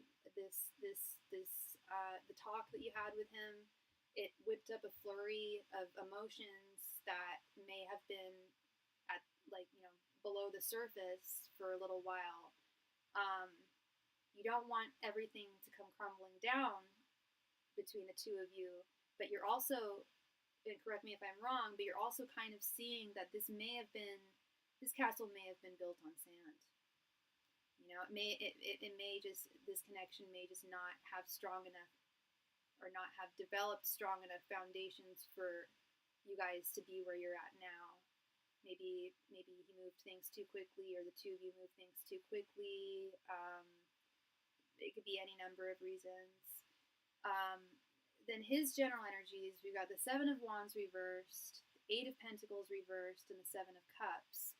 Yeah, he feels like he's in the doghouse with the Seven of Wands reversed. Wait, sorry, is that Wands? Yes, it is Wands. Yeah, he feels like he's in the doghouse. He feels like, yeah, like he needs to atone, essentially. Um, he is in his mind. Yeah, he if he hasn't to you, he's admitting guilt to himself, like self surrender. But he's also very defensive. I don't know if you've noticed that, but the Seven of Wands is being very, like, overtly, because the Seven of Wands upright is about defense. It's about setting boundaries and defending those. But when it's reversed, it's about being overtly defensive, usually coming from a place of one's own bad behavior. You know what I mean? I'll give you an example. I don't know if you've ever dated someone who constantly accused you of cheating on them when you didn't, only to find out that they were cheating on you. That happened to me when I was very young. That's why he was constantly afraid that I was cheating on him. I never cheated on him once. Never even crossed my mind. But he cheated on me multiple times, and he was constantly accusing me of cheating on him. That's because he was deflecting his bad behavior onto me. He figured everybody is prone to cheating, just like me. Everybody is tempted to cheat, just like me, and everybody falters and does it just like me. Well, no, we're not all the same. It's coming from. So that's where he's hyper defensive. It's like, dude, thou dost protest too much, as Shakespeare said. Like, why are you so defensive? It's a little sus. Where's that? You need to examine, like, where's that coming from? You know, um, and this Eight of Pentacles reverse. This guy it just doesn't seem emotionally mature. I'll say that straight up and down. That isn't even coming from your guides. That's just coming from Miss Sophie. He's not an emotionally mature guy. He's looking at this as, like, work. Funny, because your exact example is what we argued about. His projections were very off about my character. I had a feeling that was it. Yeah. I've seen it happen, and it's usually that. It's usually they're cheaters. You catch them, and then they accuse you of doing the same thing. It's like, dude, like, where is this? Yeah, where is this coming from? I think we know where it's coming from. I'm not telling you he is cheating on you right now, because I'm actually not seeing that. But he cheated on you in the past. You told me, you said that he was not faithful, and he's not giving. He hasn't showed you any action. He hasn't shown any action to prove you otherwise, because he's compromised your trust. I would like to assure you that I don't think he has cheated on you in the recent future. I really don't. But if he's accusing you of cheating, it's coming from that place. It's coming from that dark place, that devil within him. But yeah, after you speaking your mind, this is what pisses me off. Seeing this Eight of Pentacles reversed, he's like, oh, now I'm gonna have to put in work. He knows he's got to change. He knows this isn't good behavior. He knows women and men don't look highly upon this stuff. Maybe some guys do. I don't think a lot of women. I know most women don't. It's not a good look. It's not good. And at some point, you gotta grow up and hang your laurels. Now, is he ready to do that? I'm just not sure. I don't know. But I will tell you this, it concerns me, the Seven of Cups concerns me. He does have a wandering eye. He knows he isn't doing his best. Oh yeah. Oh, yeah, totally, Julie. I don't know if he said that to you, but that's what I saw here is he knows. He knows he's not doing his best, and that's part of why he's so defensive is, it's like when you're being, chewed out by your parents when you're younger and you've done something wrong and they keep on hammering it home, and it's just like, ugh, like I already have to contend with myself, and now I have to contend with other people. It's like, so he doesn't feel great. He knows he's not doing his best. He knows it's not a good look. But he does have a wandering eye. I can't deny that. And it's okay. Having a wandering eye is one thing. I think most men do, but acting upon it is a different thing. And while I don't think he's acted upon it in a while, he has in the past. And I can see your worry. He's always, I don't want to say he has 6 other women that he's dreaming about. That's not what I'm saying, because that's not the case. But in the grand scheme of things, with the Seven of Cups, the traditional artwork is a dude looking up into the sky, and there's 7 cups in the heavens, and they're all wishes of his. And it's like he doesn't seem to be happy with just one in his life, and has trouble. He has trouble with impulse control as well. His thoughts towards the situation, we have the Hierophant reversed, the Hermit, and the Queen of Pentacles. On one hand, he does think that fundamentally this may just not work. He may just need to be in a polyamorous, I can't even say the word, polyamorous or open relationship with someone who's going to be cool with him sleeping with other people. On one hand, he's like, I don't know if our values align. I don't know if we're on the same page. On one hand, he knows that it's not a good look to be a cheater, or to be, to step out on people. But on the other hand, I don't know if he listens to like toxic masculine. I've offered him an open relationship. He said no. Yeah, because that would entail that you would be able to be open too, and he can't handle that because his ego is so small. I think a big reason why he cheats is just to feed his ego, hun. It's just an ego boost. Oh, she likes me. She wants to shag me. Cool. Makes him feel like a bigger man. That's why he won't be in an open relationship. And did you just say that just to keep him, or would you genuinely be okay with that? Because I've seen also a lot of women, like, they want to keep their cheating man so badly that they'll say, okay, yeah, we can do an open thing, but that implies both people. It's a two-way street, and a lot of men cannot handle that. A lot of women can't handle that. In France, it's just don't ask, don't tell. People just don't tell. They keep it discreet. Just don't tell me what your dalliances are if you're gonna do it. But I think he thinks, like, he might, I don't know if he listens to, like, Alpha Male podcasts. Hey, Marissa, yes, absolutely, you can. But there is a contingency of men who do support that lifestyle, who do think it's okay for an alpha male to have, basically, like, a stable of multiple women. No, I'd be okay with it. He hasn't cheated on me, but he's recently divorced, and I wanted to give him some space. Gotcha. Okay. So you're keeping it real. Just wanted to make sure you were all good, because I have seen women do that, and it makes me sad, because it's not, makes me sad, and I have to tell them, look, you got to keep your boundaries. But if that's within your boundaries, that's all good. No shade. And again, the reason why he's saying no is because it would go both ways. That's my opinion. That's just my opinion.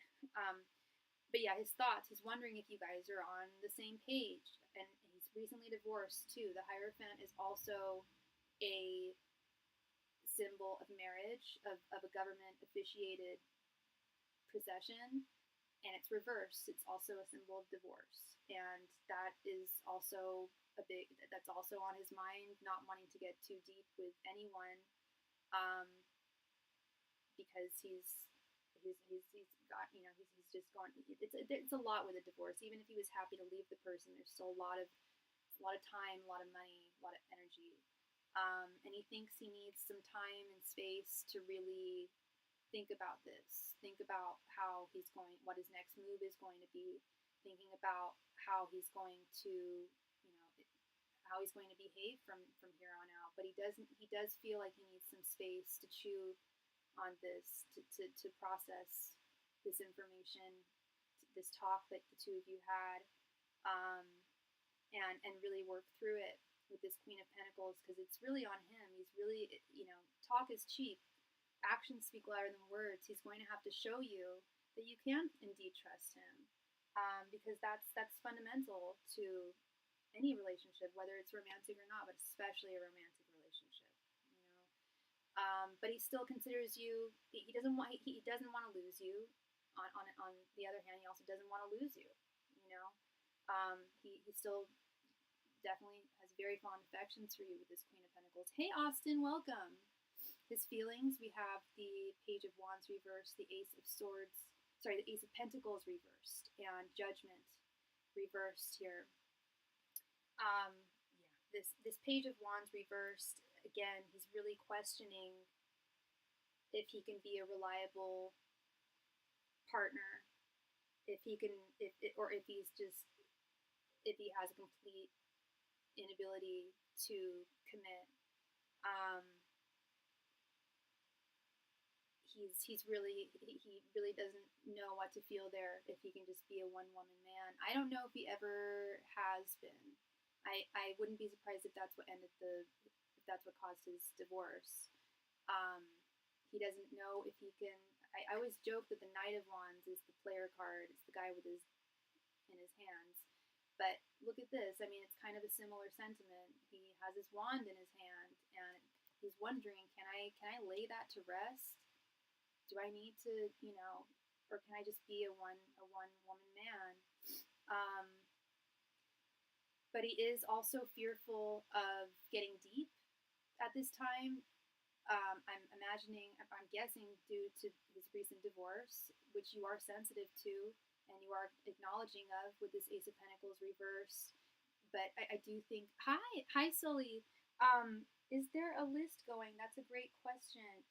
We just received a donation from Marissa for a mini reading. Thank you, Marissa. I'm currently on Juliet right now. If you made a donation, Sully, you would be right after Marissa's mini reading.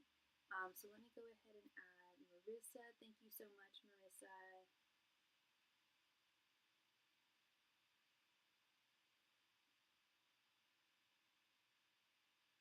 Okay. Yeah, he is. I don't believe he is, and I told him he should be himself and just be open. Yeah, no, I don't believe he's cheating. I don't believe he's cheating, hun. I don't. And I told you, I don't see another woman here. But he is. He does have a wandering eye, and he wonders in the long term if he'd be able to be that man. Because he's really looking at himself right now with this Judgment reverse card. He is really examining himself and his behaviors, how those behaviors have affected him in the past, how they could affect him in the future with you. And also a fear, yes, of starting something new, of planting a new seed after just leaving a marriage. No, I mean, I don't believe he was faithful in his last relationship. Yeah, I don't either. I don't think he's ever been faithful in a relationship, hun. Maybe when he was a little kid, like in high school or something, but I think it's been a while. Because he's really examining himself and his behaviors and just like, okay, like, I should change something here. But do I really need to? Could I, can't I? Because, I'm not unhappy, but I'm making other people unhappy. He's the hermit right now. He needs time to, and I'm not making excuses for him, but he's really processing this information. I already read that. His intentions, we have the Ace of Swords reversed, the Five of Wands reversed, and Six of Pentacles. Right now, take what he says to you with a grain of salt. I'm not saying he's a complete and total liar, but if you guys are still communicating right now and the Ace of Swords is reversed, Ace of Swords is all about communication, then take what he says with a grain of salt, because he still needs to fully process what's going on it's not just between you and him. It's kind of, he's examining like really his whole life throughout relationships and how he's behaved, and I don't think he really knows what to say or what to do next. He doesn't want to fight. He doesn't want conflict. He doesn't want to get an argument. He doesn't want arguments or anything like that with this Five of Wands reversed. He wants to stay away from that, and he wants an equal balance between the two. He does want to share things equally with you, and he doesn't. He knows it's not fair for a relationship, as I mentioned earlier in another reading. He knows it's not fair for things to just be on one person's terms. It's just not fair. As a relationship is a two-way street. It has to be on both people's terms, and there have to be compromises. No, he hasn't lied to me. Everything you said, he said a similar variation of it. Okay, yeah. It just, like I said, and yeah, all I said was, take what he says to you with a grain of salt. I'm not saying that he's gonna lie to you, but he might, spring. He might. It's not about lying. It's more just like, I don't think he knows where he fully stands yet. He's still figuring that out, and until then. Shouldn't take too long, but until then, it's a tender spot right now. It's just tender moving forward. It's sensitive moving forward after that conversation, which needed to be had. And I commend you for speaking your voice, love, and setting your boundaries, but also being warm and open with him too, and accommodating and willing to compromise. Now I want to see that with him. You've given him that grace, you've given him that goodness. You deserve the same from him. Okay. You are so welcome. You are so welcome, Juliet. Thank you, love. I appreciate you, and hope I brought you clarity, and wish all the best for you moving forward. Thank you. And we received a donation from Miss Sully. Thank you, Sully, for your donation, honey. Let me go ahead and add you here. Marissa, thank you, Marissa, for your donation. Please go ahead and post your question right there in the chat. Thank you.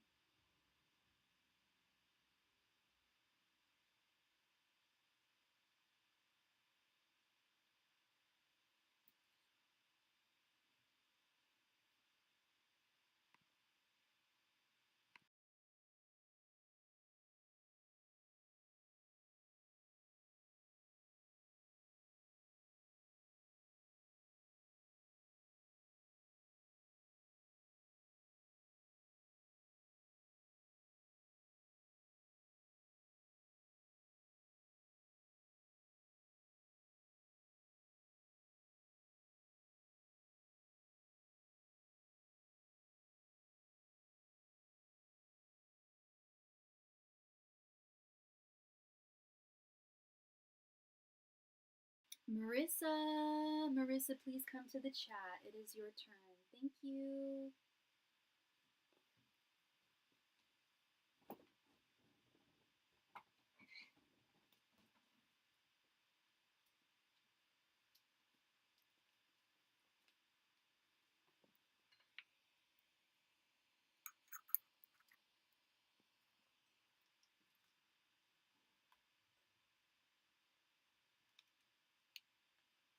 Marissa, please come to the chat, love. It is your turn. Thank you.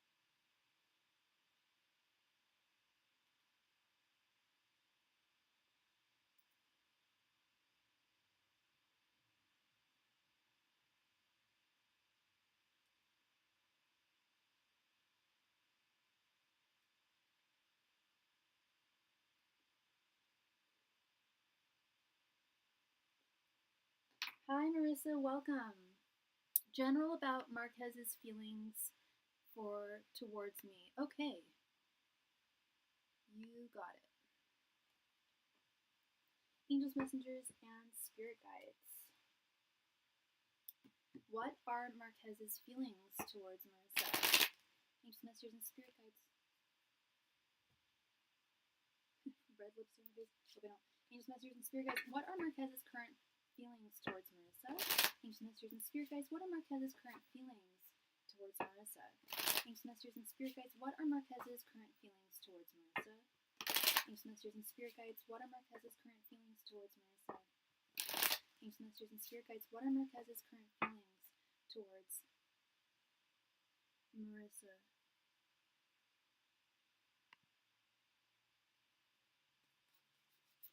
Angels, Masters, and Spirit Guides, what are Marquez's current feelings towards Marissa?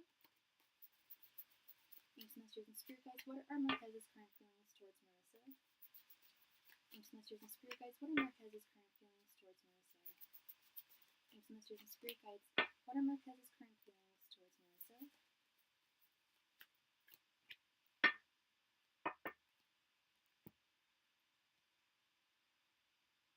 Okay, we have 8 of Wands reversed, the Tower reversed. The Tower reversed has come up in almost everyone's reading tonight. The Magician reversed, the World reversed, and King of Cups reversed. Oy vey. This is heavy. This is not great energy, Marissa. Anything, if you want to tell me anything about if something happened between the two of you, that'd be great. If nothing happened between the two of you, I don't know what's going on here, but it's not good. We are getting into Mercury retrograde, I will say that. But with that, I also like to remind people that that's not all terrible. A lot of people can harness Mercury retrograde energy and use it for good. However, sometimes there are just external forces that we can't control.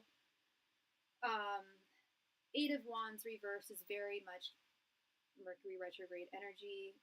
When I say that, I mean delays in communication, miscommunication, misunderstandings, inconsistencies. Nothing happened. I just saw him last night. Okay. And that's yeah. I just want to hear the truth. I just want to know. I'm just wondering where. So you saw him last night and nothing happened. Okay. Something about communication not being off. It could be not. It could be worse than. It could be not just a matter of miscommunication. It could be also a matter of people not being forthright. Him saying, communicating and not being sincere. Not being sincere with his words. We have this Tower reversed card. When I see this in terms of romance, and it's come up a lot tonight in so many people's readings regarding love. In fact, I think most of my readings tonight were regarding love. Keep on seeing the Tower reversed. When I see the Tower reversed, that means that someone is afraid of falling. They're afraid of falling for someone, and they're trying to control that. They are trying to. He's afraid. He's afraid of letting go because you have to be vulnerable now. And you guys have been seeing each other for a few weeks now, right? Or like a month or so, or a couple months. He's kind of getting to that point where it's about to get serious, and he knows that it's at that point where okay, we should probably discuss where we're at, what we want from one another, and he just doesn't feel like he's ready or comfortable enough to, since August. Okay, and have you guys discussed where you guys are at officially as a couple? So it's been, yeah, we're at the 2-month point. Okay, so that's usually where things start getting real. And if they don't start getting real around the 1, 2, 3 month point, that's where it's like, I always see women kind of like, okay, what's going on here? Like, isn't something supposed to happen at this point? And it's true, at least in my opinion. At that point, we're all adults here. We've got to start talking about, at least, are we boyfriend and girlfriend? Because even in high school, that was established pretty quickly. If you haven't established where you're at in terms of who you are in his life and the label. And guys love this. They love saying, oh, I just don't like labels. Labels are just, I don't like the Wawa. It's like, well, then just give me one if you don't mind, if they're stupid to you. Just call me your girlfriend. Happened to me when I was younger in college. Oh, I just don't believe in labels. Well, I do. So if it's, if you don't believe in them, just give me one. Obviously he believes in it, obviously, and I'm not saying that he said that to you, but, a label does have weight behind it. And if he's going to just ignore that and skirt that issue, that's a tower moment waiting to happen. At some point, he's got to know in his heart of hearts and in his intuition that you are a grown-ass woman. You're definitely worth your salt. You're a valuable woman. You're beautiful. You're worth it. You're not going to wait around forever. A woman like you isn't going to wait around forever and just accept. And I just get the sense that he's a short-term guy. I get the sense that because the Magician reverse, this is someone who has a low willpower for long-term relationships, who doesn't have a whole lot of stamina or strength when it comes to maintaining a long-term relationship. In fact, I'll even look it up. Quote, low willpower for love.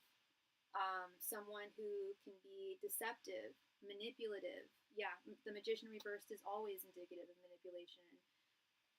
King of Cups reversed is indicative of someone, of a manipulative man. Someone who is, and remember I mentioned earlier, or maybe I didn't mention earlier. Oh, I did with this Eight of Wands reverse. This might not be about miscommunication. It might be he could be straight up lying to you right now about things.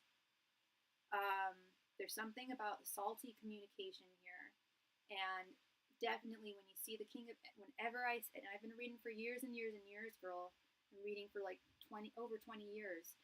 Whenever I see these are the two, the Emperor reverse. The Emperor reverse, King of Cups reverse, and the Magician reversed are my like never let me down. The man's trying to manipulate you in some way, or is manipulating you in some way. Could be subconscious, but manipulation is usually intentional. And I don't think he's intentionally trying to hurt you, but he wants things on his terms. And this has been a negative cycle, a negative pattern for him. And I don't know how long you've known him for, but with the World reverse, this has been a negative pattern for him for quite a while in his life. And it's something that needs to come to a close. It's something that needs to come to a close that hasn't.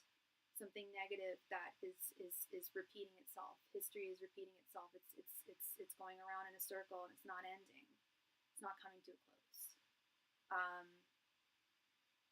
So I'm really I'm concerned here. I know you said you went out with him last night. It sounded like things were okay. And that's where I'm concerned, because I'm seeing all these manipulation cards. It's not even the fact that every single card here is reversed. They're not like, there are some reversal cards that are good. Like Nine of Swords reversed is great. I love seeing Seven of Swords reversed. There's quite a few cards I do like to see in their reversal. These I don't like seeing in their reversal. I really don't.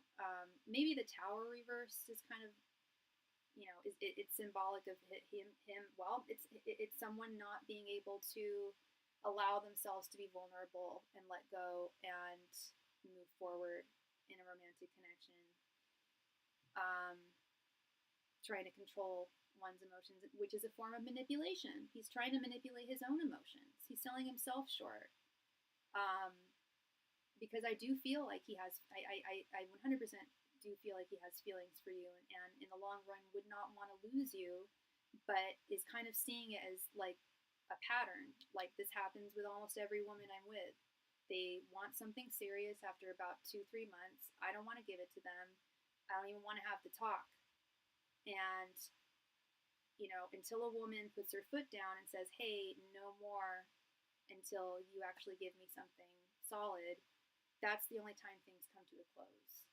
So I don't know how much you know of his history, but that's the message that I'm getting, is that this has been a cycle that's repeated itself.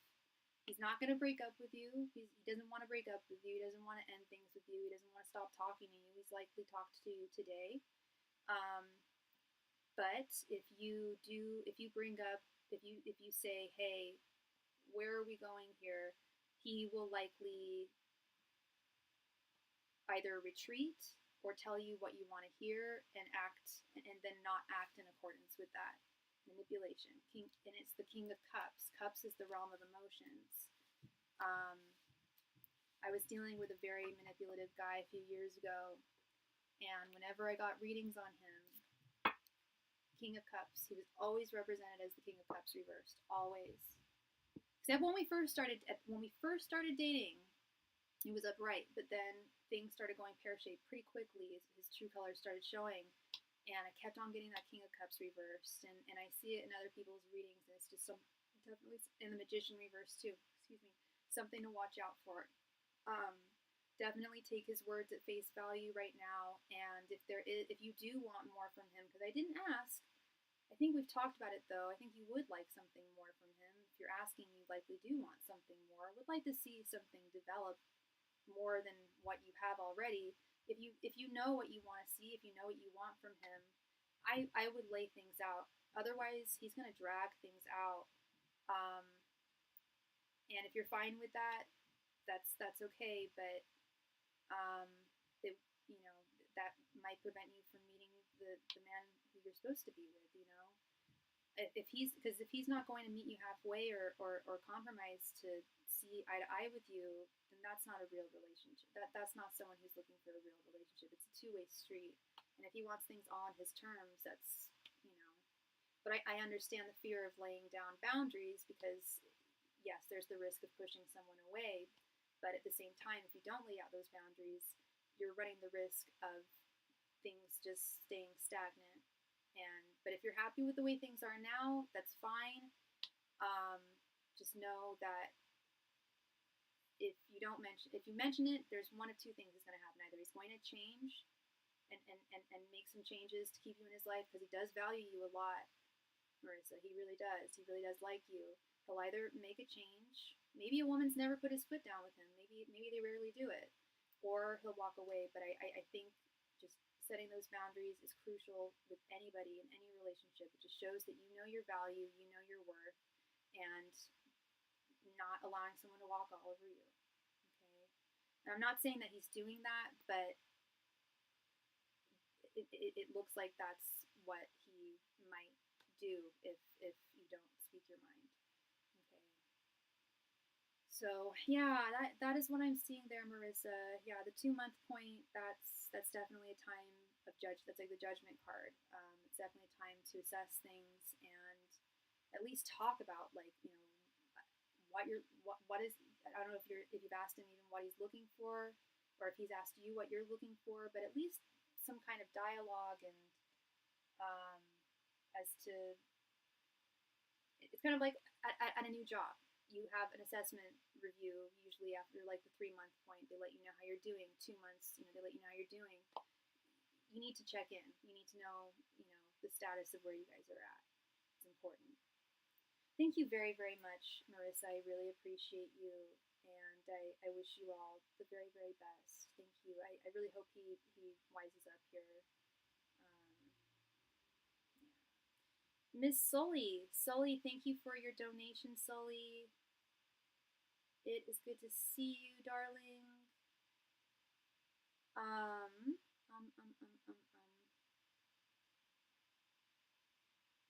Sully, did you want a full 10-card reading, or did you have two questions?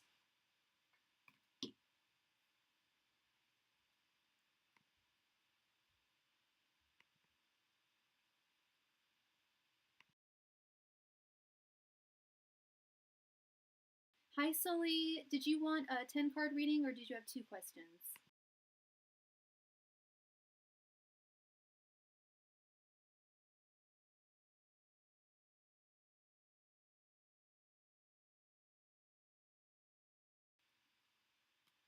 Ten cards, okay. I just feel like he's not in a place in his life to commit to anyone. He's still dealing with his mother's death. Oh, I'm so sorry, Marissa. Yeah, that's a lot.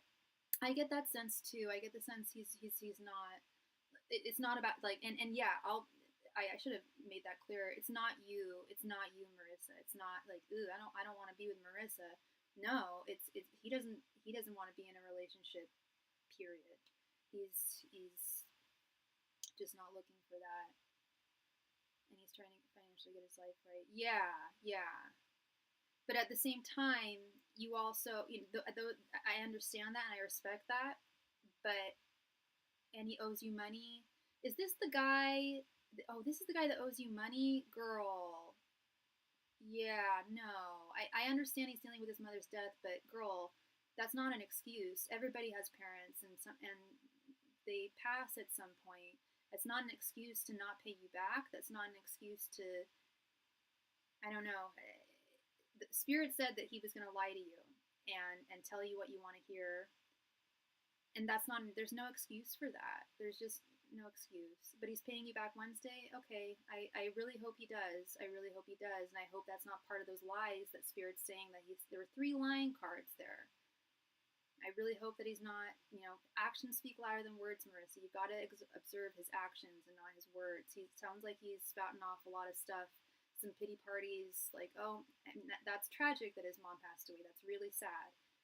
But it's not a reason or an excuse to lead people on. If he can't be in a relationship, then he needs to tell you that, Marissa. If he feels like he's not in a place to commit to anyone, but he's happy to have fun with someone and borrow their money from them, he needs to tell you that. But right now he's not. Hi, Sully. Wanted an energy check on Nader, the Pisces, his thoughts, feelings, or future actions. So we'll do thoughts, feelings, and intentions. We stopped talking in March, but I think about him. Okay, Sully. Okay. Yeah, I mean, I hear what you're saying, Marissa. But I'll believe it when I see it with him. It's hard to, I don't have any connection with him. I don't have any feelings for him. So I just see this all at face value from a third party standpoint. It doesn't look good. But when emotions are involved, we think very differently. I haven't asked to be with him because I'm not sure if I want to be with him. Okay. Yeah, I can see that. I can see that. He doesn't strike me as the type. I mean, the way you made him sound the other day, girl, was like a gigolo. Like you made it because you lent him money for his phone bill, and then he had the gall to ask you for another 30 and then another 40 like the next day. And I'm like, what? And I asked you, what is he your boyfriend? Because I don't give it like. That's the thing is like I'll give people money. They'll tell me that they'll pay me back, but I know I'll likely never see it. I don't ever lend people money. If I care about someone and they have done me right, it's an exchange. I'll give them money, whatever. But if I lend money, I never intend on seeing it again. Don't ever lend money that you can't part with. And I don't know what he's doing, even borrowing money. It sounds like he doesn't have his finances in order, but we'll see how this pans out, love. And yeah, I would definitely. I can see your. He didn't ask me. Yeah, I know. No, I know he didn't ask you, but he was complaining about, oh, I can't afford it. He kept on talking about it. He was fishing for it, Marissa, without asking, because that's kind of embarrassing to have to grovel and ask for money. So instead of doing that, he was singing a pity party, singing a blues song. Oh, can't afford this. My mom died. This, that, and the other. Of course you're gonna feel bad, Girl, with all due respect, men you have to give money to? No, I've been there and done that. I'm old. I've been serious. That's right, Kristen? Like, there's nothing less sexy than a man needing a woman's money. Like, I just find that such a turnoff. Like, it's just like, really? Like, you can't take care of me? No, I'm just kidding. But, like, for real, like, you can't take care of yourself? Like, and you're gonna ask me for it? And I know he didn't ask you. I'll repeat. I know that, Marissa. He did not ask you for the money. But he, like, did a whole song and dance about how he couldn't pay his phone bill to the point where you gave him the money for it. It was less embarrassing for him to do that. And then he had the gall to ask you for more money the next day. You're a single mother, Marissa. What the hell is he thinking? What kind of a man is that? I'm sorry, I'm going a little off the chain here, but, I mean, does anyone else in the peanut gallery hear me? Like, you're worth it, Marissa. You're a beautiful woman. You really are. You really are a beautiful woman. You're a smart woman, and you deserve the best. You don't deserve breadcrumbs. And I'm sure he's not a horrible man. Your phone is dying. Be right back. Okay, you get that plugged in, girl, and we will commence with your reading. You get that plugged in. Yeah, no, you deserve the best, Marissa. And it's with anyone with dealing with lending money, always always be careful with that. There's no guarantees that they'll pay you back, and I truly hope he does. I really hope he does, because he's got to come correct here. Otherwise, it's just not a good look. It's not, and especially at the beginning too. If he's acting like this already, not a good look. Sully, let me know when your phone's up to speed, okay, hun? And you wanted a 10-card reading, and it was about Christian. Was that his name? No, it wasn't Christian. Why did I just think that? Was it Christian? No, why is my chat all weird? Sorry, 1 second.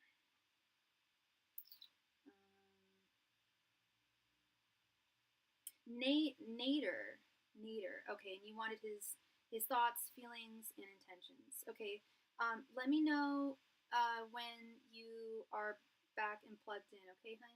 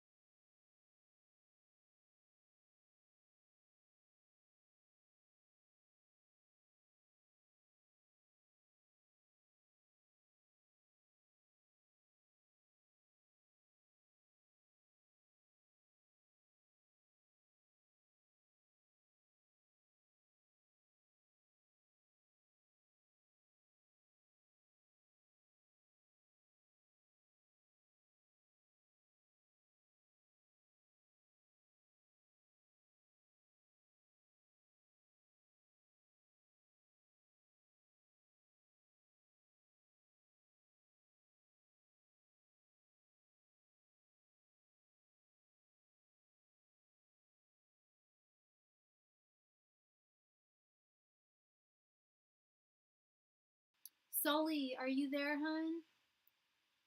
I might just get started with your reading and timestamp it, if you don't mind. It's been a few minutes now. I'm sorry, it was just speaking my last conclusive words with Miss Marissa. Okay, so yeah, we'll get started with your reading now. We are at 2:46. Okay, Miss Sully.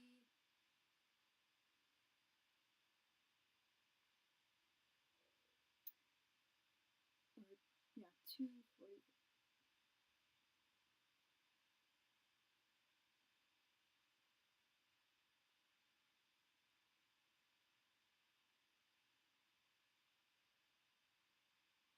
Okay.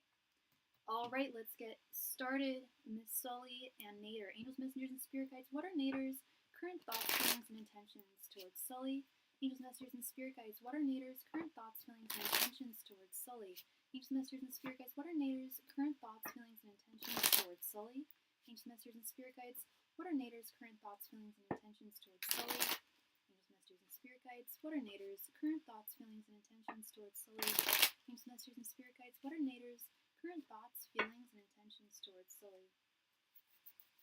Angels, messengers, and spirit guides. What are Nader's current thoughts, feelings, and intentions towards Sully? Angels, messengers, and spirit guides. What are Nader's current thoughts, feelings, and intentions towards Sully? Angels, messengers, and spirit guides. What are Nader's current thoughts, feelings, and intentions towards Sully? Angels, messengers, and spirit guides. What are Nader's current thoughts, feelings, and intentions towards Sully? Angels, messengers, and spirit guides. What are Nader's current thoughts, feelings, and intentions towards Sully? Angels, messengers, and spirit guides. What are Nader's current thoughts, feelings, and intentions towards Sully? Angels, messengers, and spirit guides. What are Nader's current thoughts, feelings, and intentions towards Sully? Hey, Sully. Kings, Masters, and Spirit Guides. What are Nader's current thoughts, feelings, and intentions towards Sully? Kings, Masters, and Spirit Guides. What are Nader's current thoughts, feelings, and intentions towards Sully?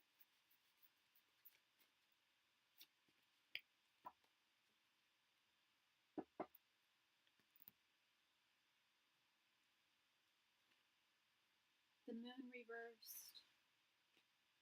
Strength reversed. Four of Cups reversed.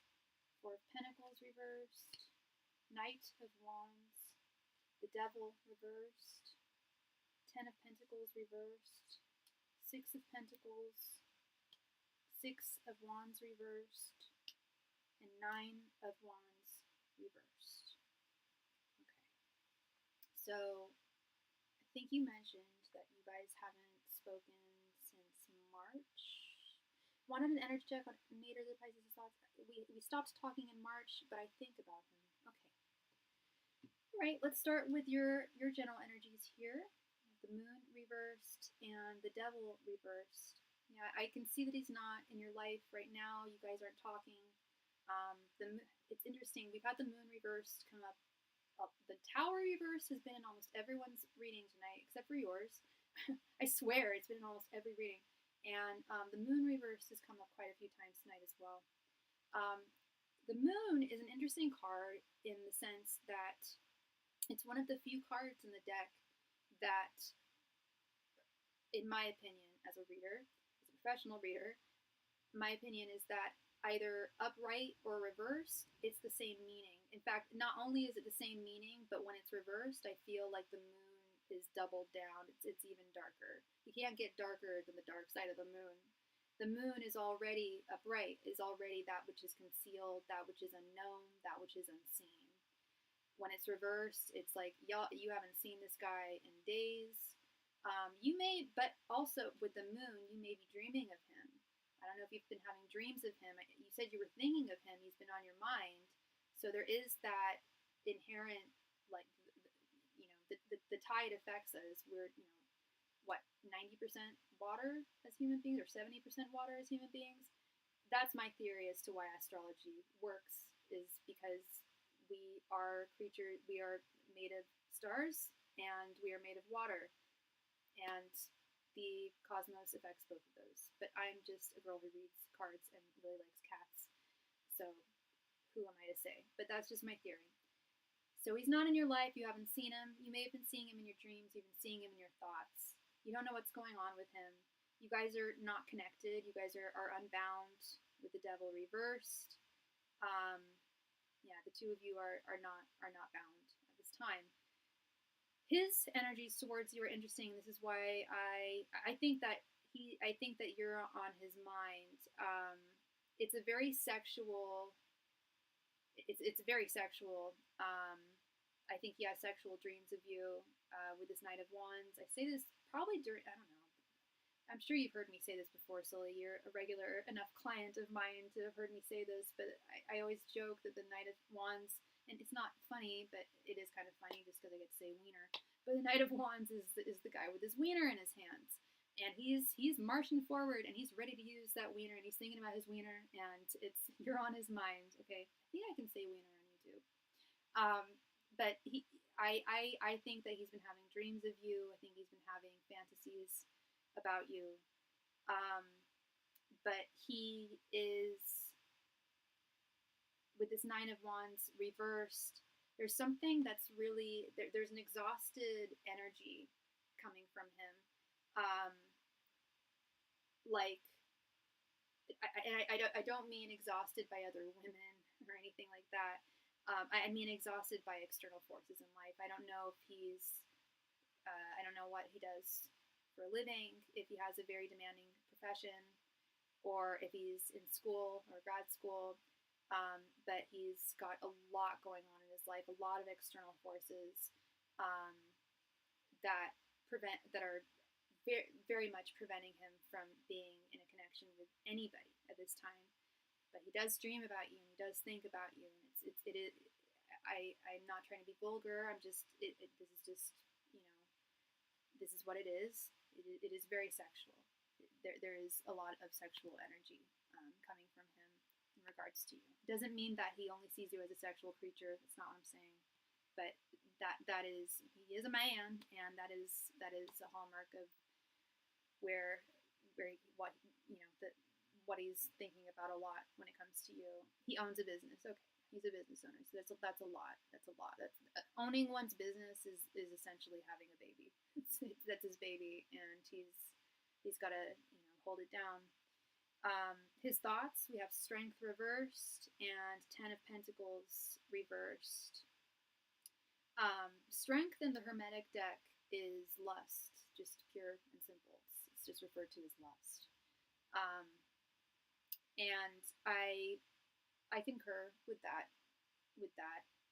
Despite seeing this lust over here, he doesn't want to be. That's the thing. I think he has some feelings of perhaps guilt, like lusting after you, because you do mean more to him than just a sexual creature. Is what I really want to hammer home here. It's not you. It's him. He doesn't want to objectify you. He feels badly objectifying you sexually in his mind because he knows you deserve more and he wishes he could give you more. But he's very, very insecure right now. And I'm not making excuses for him, but this is just where he's at. He's super insecure right now with this Strength reversed. And you told me he's a business owner. I don't know how well his business is doing with this Ten of Pentacles reversed. I do get the sense that he is, I don't want to say he's in financial peril by any means, because he's not, but he's not feeling confident in his financial situation right now.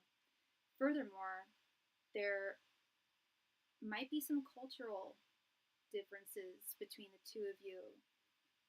Either maybe cultural differences, or familial differences, or religious differences, or like an age difference that is pretty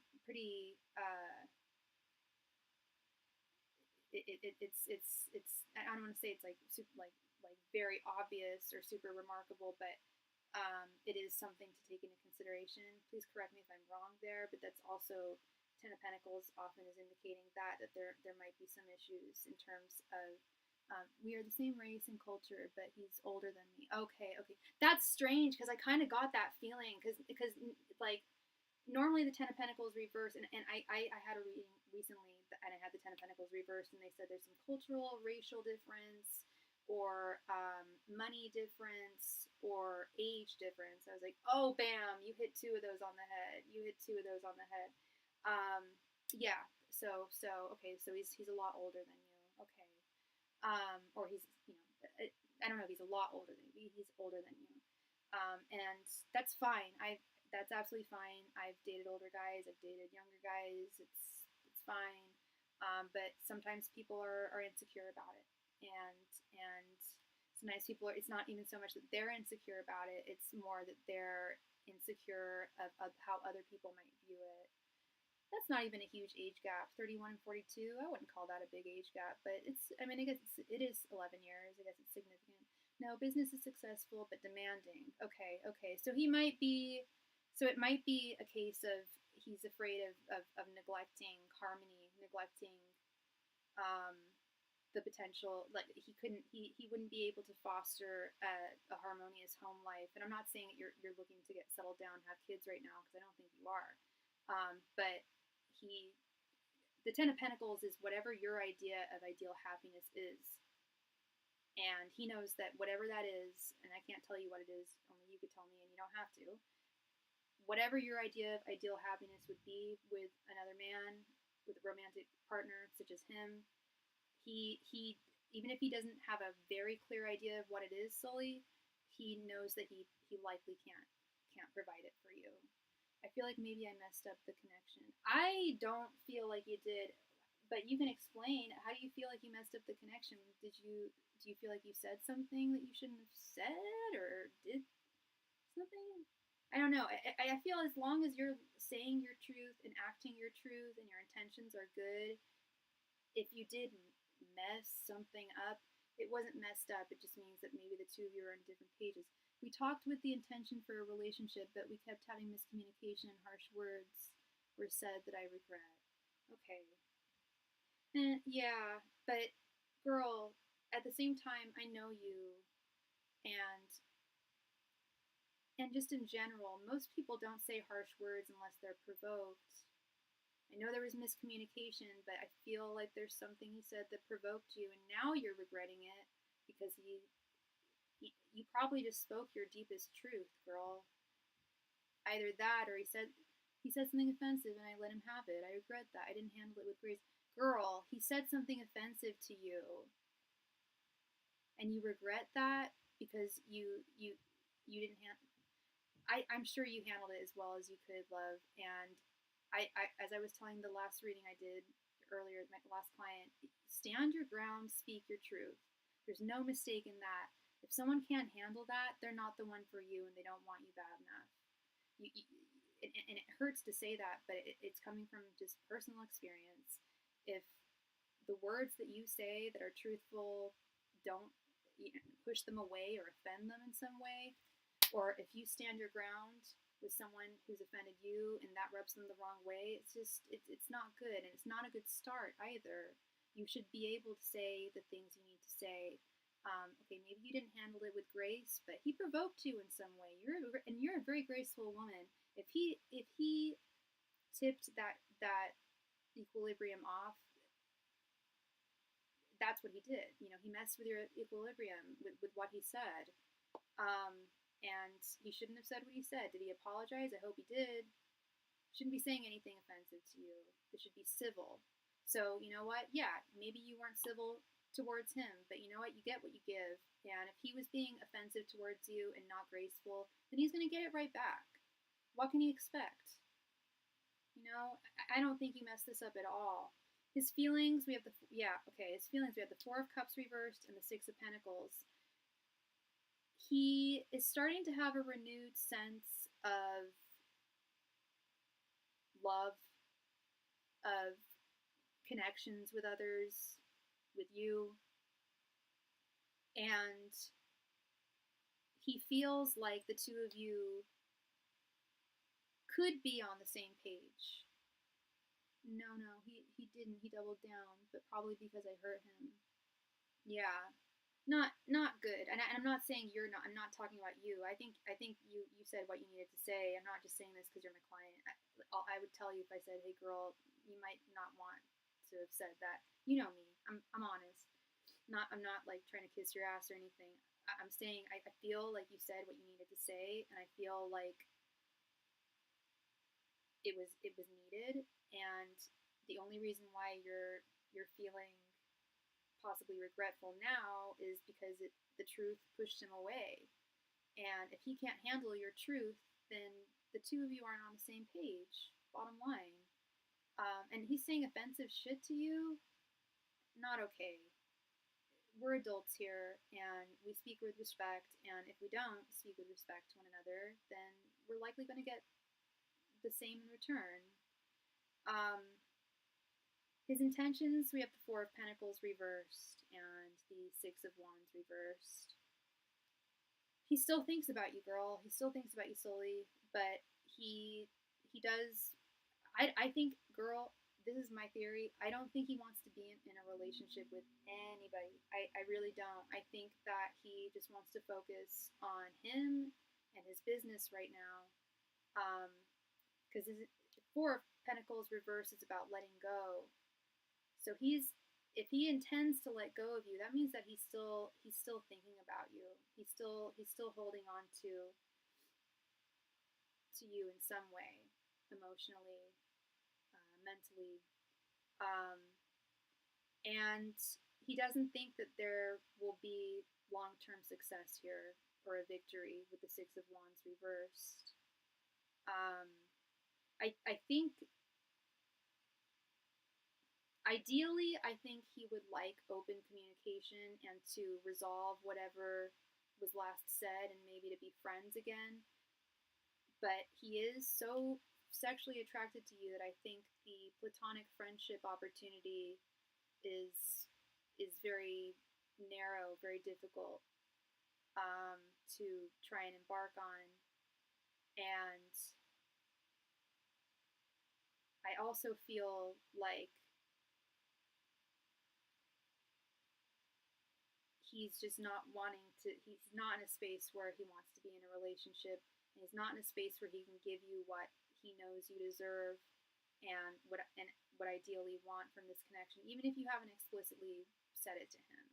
He's got a good idea, or had a good idea, and I think he still does. No, he didn't double down, but probably because I hurt him.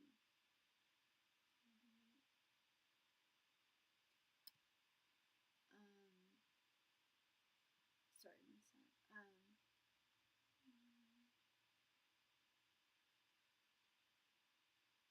Oh, that's crazy.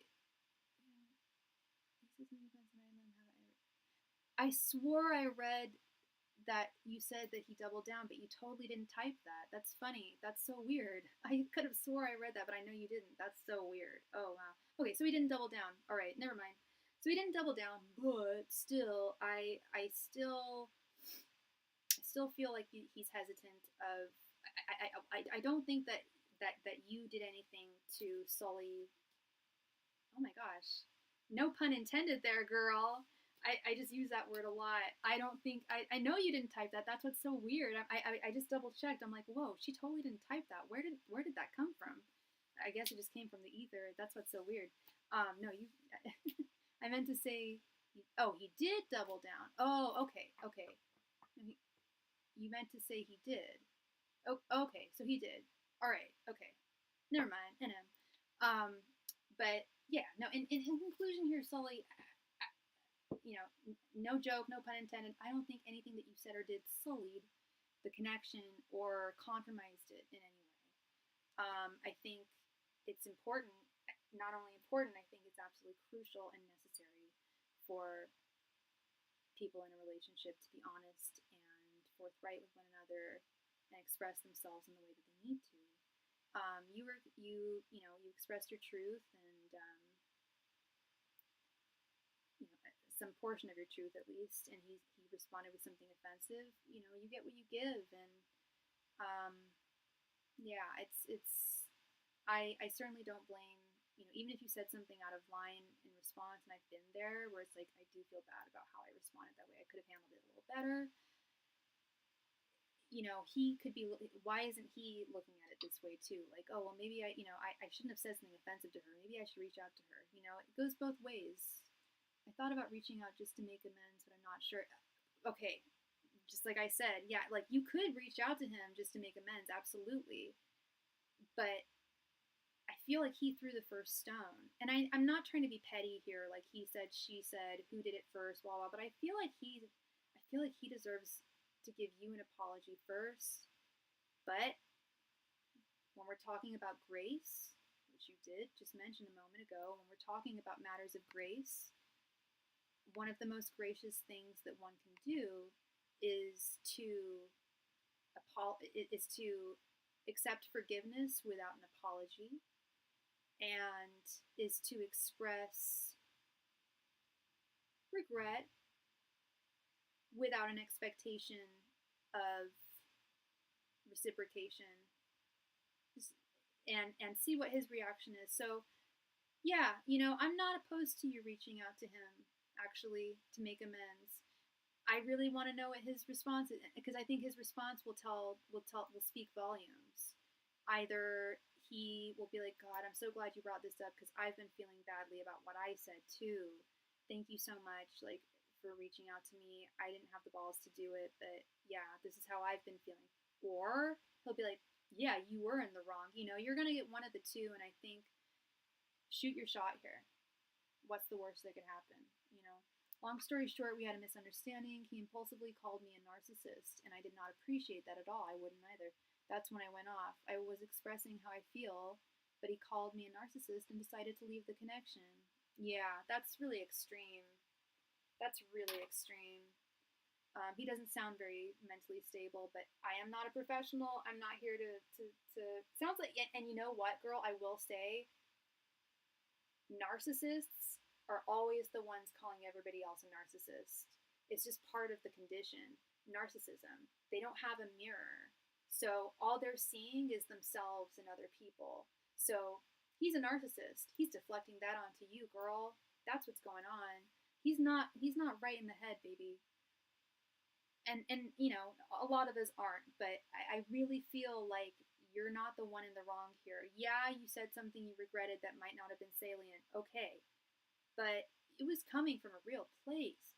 I was expressing how I feel, but he called me a narcissist and said, "Yeah, okay, I already read that. Yeah, no, you expressed yourself, and then he just called, like, knee jerk reaction, called you a narcissist. Nah, made me question myself. Like, dang, am I? No, you're not, Sully. You're absolutely not. You don't give me those vibes at all. Honestly, narcissists don't believe in tarot.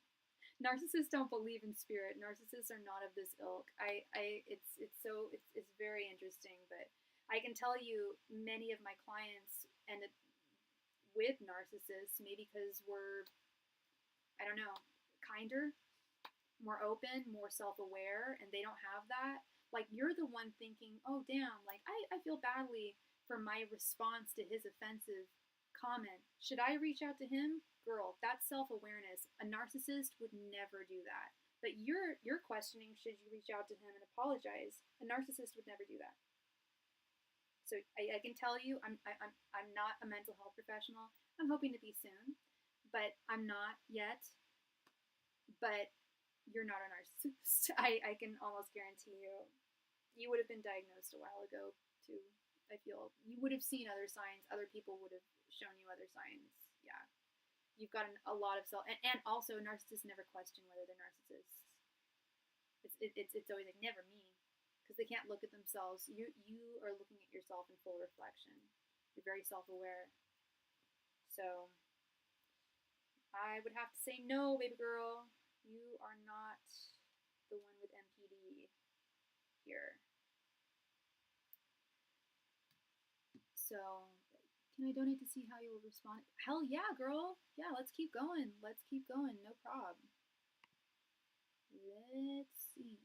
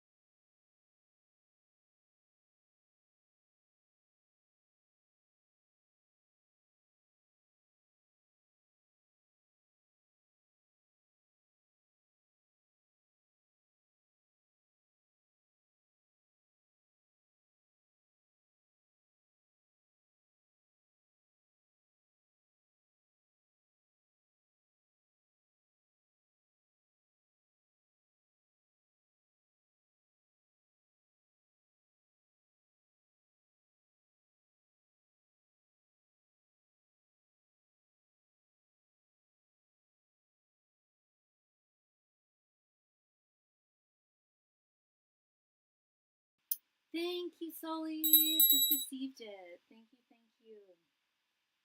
Did you want this to be another full reading?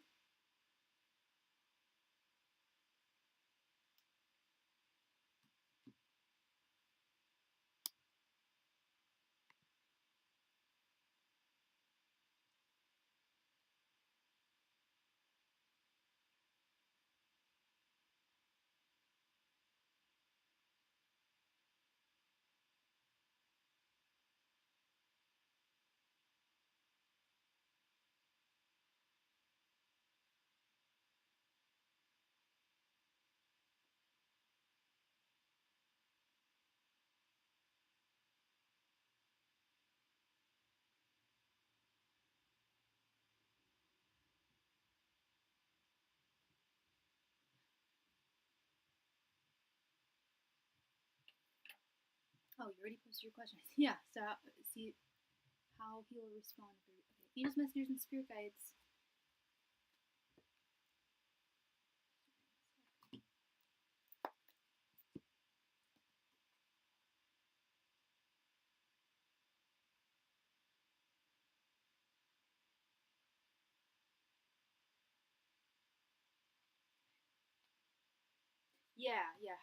how he'll react. Angels, messengers, and spirit guides. How will Nader respond if Sully reaches out to him? Angels, messengers, and spirit guides. How will Nader respond if Sully reaches out to him? Angels, messengers, and spirit guides. How will Nader respond if Sully reaches out to him? Angels, messengers, and spirit guides. How will Nader respond if Sully reaches out to him? Angels, messengers, and spirit guides. How will Nader respond if Sully reaches out to him? Angels,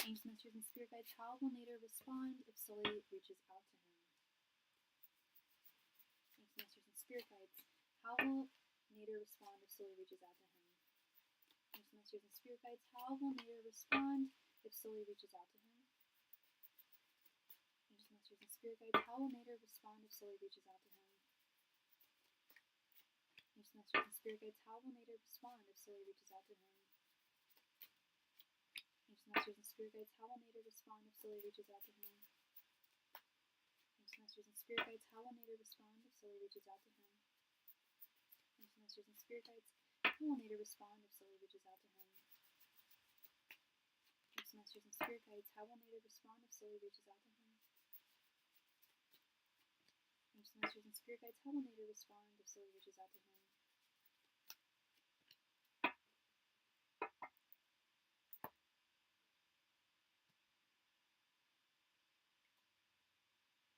8 of Swords, 10 of Cups, 3 of Cups reversed, Death, Queen of Swords, the Hermit reversed, 5 of Cups, 4 of Wands reversed, the Wheel of Fortune reversed, and 8 of Cups. Okay. It's gonna be a roller coaster, honey. This could very well be a roller coaster. Let's just start from the beginning with this 8 of Swords. He's going to be very I feel like he's going to feel cornered at first. I feel like he's going to feel cornered at first, and maybe I feel like it might take a little while. Like he like, say you call him, it'll be some small talk. He'll try and maintain the small talk for about 5 minutes, but he knows what you're calling him for, and he will open up with the Hermit reversed. It's gonna be hard for him. He's gonna be like, shoot, like I know we need to talk about this. We've got things we need to talk about. She deserves, an explanation. I deserve to give her an explanation. She deserves, I need one from her. Or not an explanation, but I just want to know what's going on between us. And he will be pleased. He will be scared at first.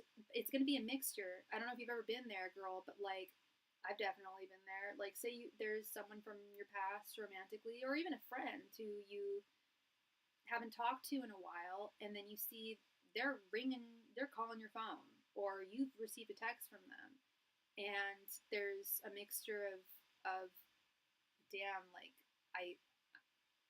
I'm so excited. I really miss this person. I really want to talk to them.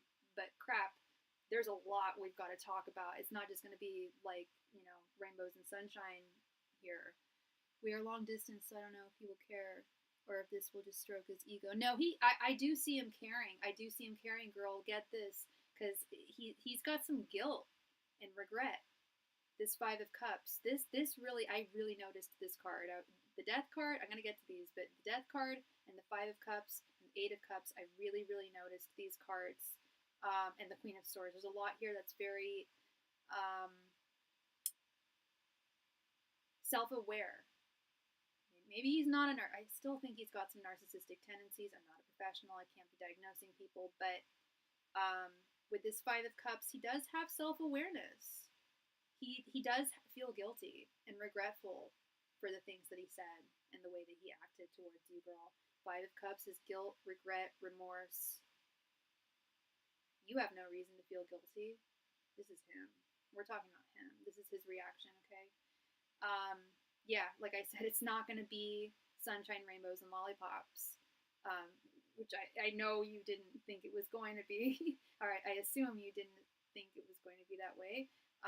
You've got a lot to talk about. It's been a while, and things did not end beautifully with this Three of Cups reversed. There's a lot to talk about. And it's likely not going to be super harmonious or fun, really, with this Four of Wands reversed. However, I do see him deeply listening to you with this Death card, and death is a symbol of transformation, of change, resurrection, a part of oneself literally dying, and a new part being reborn. According to my faith, we as humans, as beings on this earthly plane, we are multiplicities. We are not even dualities, we're multiplicities. The only oneness in this universe is God. God never dies. God was never born. God is everything and nothing at once. God is infinite and eternal. We are not. So, people look at the Death card and they're like, and they gasp a little bit. I know you don't, but some people who don't know tarot will gasp when they see the Death card. But I always love seeing it. It's what needs to be put to rest, and what needs to be reborn and expressed coming to the surface. But this is an understanding. This is him listening to you and taking this into account. And even the art here, it's like removing the mask. You see, she's got a mask that she's removing. She's shedding a part of herself that's not necessary. It's no longer needed. No reason to wear a mask. Let it go. It's almost like a snake shedding its skin. However, with this Wheel of Fortune reversed, it's not going to happen overnight. I feel like he's going to have a revelation, really. I think he's going to have he's going to just really wake up and have a lot of self-awareness that he needs to hear from another person, because he has been thinking about this and he has been thinking about you. So hearing this from you, I think, is going to be ideal. And he will be receptive to listening to you. Is he going to change overnight and run into your arms? No, not with the Wheel of Fortune reversed, and just with the situation at hand. You guys are long distance. He doesn't have the time or resources to just fly out and see you tomorrow and say, hey, like let's restart this, which is not the intention of I assume that's not the intention of reaching out to him. It's more just to have closure. I'm guessing. I'm sure there's a shred of hoping that maybe you guys could restart something, but I think in large part, when anyone has the intention of just operating with grace, and wanting to have an open dialogue with someone, the intention is also important to take into account. Are you looking for peace and closure, or is this with the intent of bringing him back into your life, or is it both? Because I don't see him I actually don't see him coming back into your life, at least not soon. I see him listening to you. I see him talking to you. I see him taking everything that you say very seriously, and I see him being very apologetic towards you as well. Because he's had his feelings of like, he feels badly. He feels badly too for the way that he spoke to you and treated you overall. So, and we've got this Queen of Swords here. I told you this was one of the other cards that really, like, the moment I turned it, I was like, okay, get that. I get that. This Queen of Swords. The Queen of Swords is about justice. It's about judgment, but fair. She judges fairly. She assesses things fairly. She stays in the present. She's not bitter about the past. She moves on. She moves forward. And this would allow him and you to move forward in a lot of ways. we have this, but we do have this Eight of Cups right underneath. And speaking of moving forward, this could go either way. Either he's going to move forward towards you, or he's going to, or and I feel like there's going to be an agreement between the two of you. I feel like at the end of the conversation, you guys are going to be on the same page. Whether he decides, I'm really not the one for you, Sully. You deserve a lot better. I need to walk away.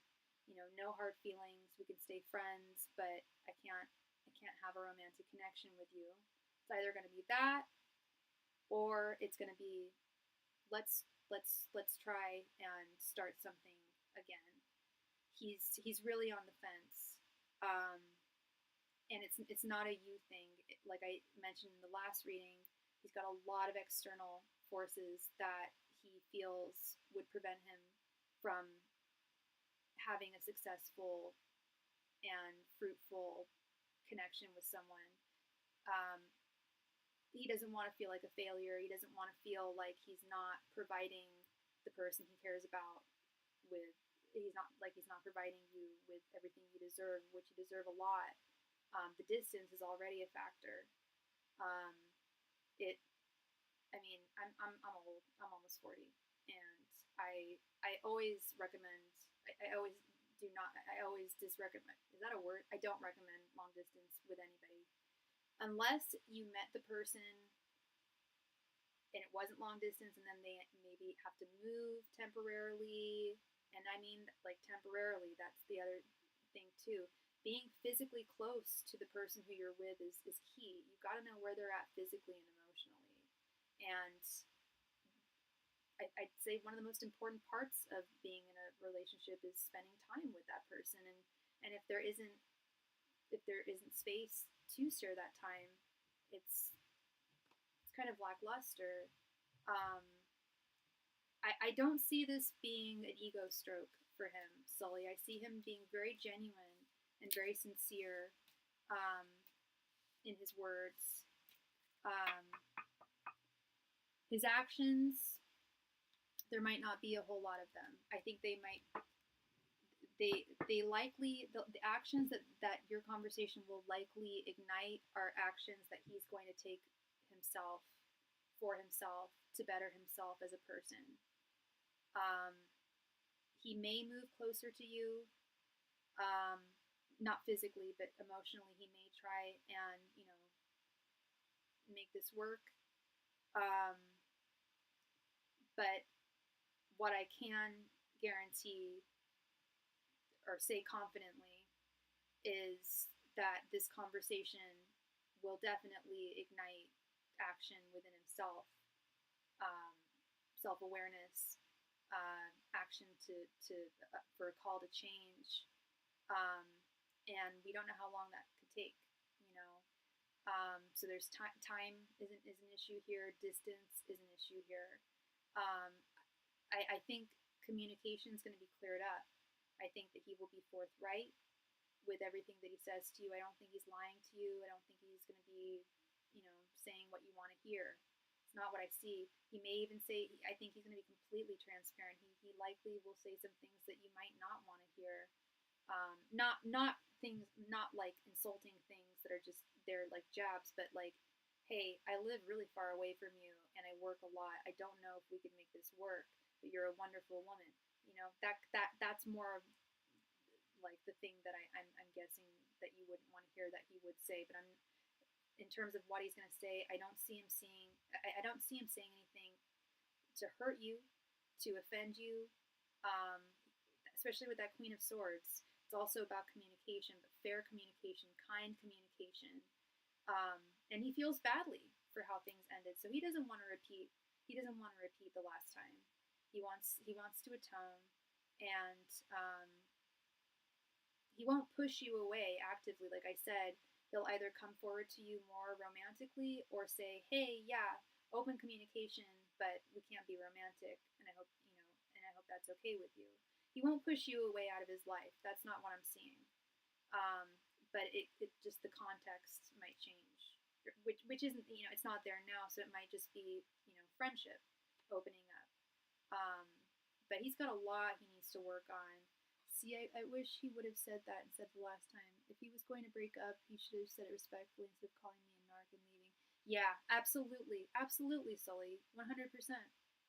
That's not right behavior. I'm not. I don't like seeing that, and it's troublesome for me to hear that because, like, well, what, if he's saying this early on and acting this way early on, you know how I feel about Pisces men, girl. I'm not gonna get into it, but they don't handle emotions very well. Pisces women are, as women, we're inherently hardwired to deal with an influx of emotions.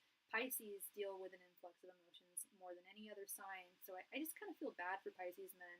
They never behave correctly. I honestly, they're always. I almost always see problematic ones, and I'm not judging him by his sign, but because he seems like one of the better ones. But he's difficult. He's difficult, and he feels guilty, and he feels badly, of which I to which I say, why isn't he reaching out to you if he feels so badly? Because he is going to say he's sorry and it is going to be sincere.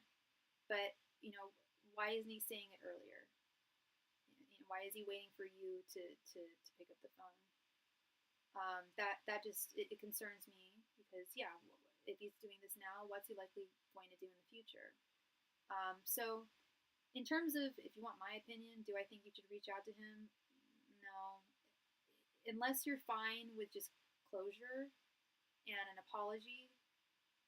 But if you're looking for him to possibly change and turn a new leaf and start something new, I mean, there's no harm in having friends, of course, but it's also good to avoid disappointments too. But he also may just need to hear this from someone, and maybe you're the one that he needs to hear it from, you know. Um, but yeah, no, he didn't handle any of that correctly, and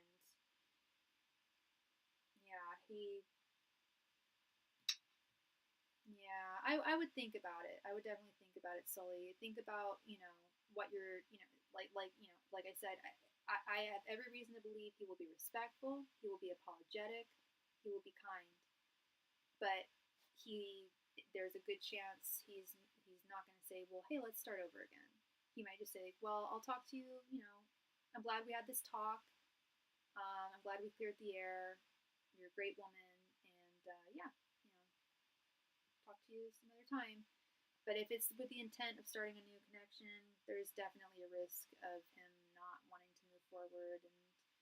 And if you can't handle him saying no, I would just protect myself. I'm all about, I'm always encouraging people to speak your truth, speak your truth, speak your mind, set your boundaries, let people know. But if there's, it sounds like you've already done that in a lot of ways, and um, yeah, the misunderstandings we used to have was about communication. He was busy, yes, but sometimes he would take days to reply, and I didn't like that. It felt hard to connect. Yeah, that's really frustrating because, and we're all busy people, we all have stuff going on. We're all busy people. This is what I said earlier. Like, honestly, it's so true. Like, it took what? Like, I think it was 8 men to rob the Louvre in less than 10 minutes. Priorities. People do what they want to do. They they prioritize what they want. And if he's not prioritizing reaching out to you and making this apology that he sincerely does want to give to you, then yeah, there's a fundamental issue in communication there. And like I said, we're all busy. We're all busy people. But it takes half a second to pick up your phone and just see if someone's texted you and respond to them. Days, like, I know I'm bad. I'm actually bad with communication on the phone. I'm guilty of that. But I never take days to respond to someone. Like, sometimes I take like half a day or a full day. It happens. Sorry, I'm a busy girl, but I get to it at least in 24. You know what I mean? Like, so he's busy, but not a good enough excuse. We're all busy, and I'm sure he's talking to his customers and his clients. He prioritizes them. He's got to prioritize some other things in his life, or else he's just going to be lonely forever. and that's, you know, that's his prerogative. It's his prerogative. Um, but yeah, that is what I'm seeing, love. Um, well, thank you so much. I really appreciate you, Sully, for your donation, and I hope I brought you clarity there to a rough situation. Um, so yeah, definitely something to think about. I would really just, you know, examine what you're willing, what you know you are happy to accept, and what you might not be willing to want to hear. You know, if there's if the idea of him pushing you away, but apologizing, but saying, "Hey, I'm still not available," is hurtful, then it might not be the best idea. And I stand on the fence. I still stand here. I think that he needs to reach out to you first. I think you deserve it. I think that he should be making this effort, not you.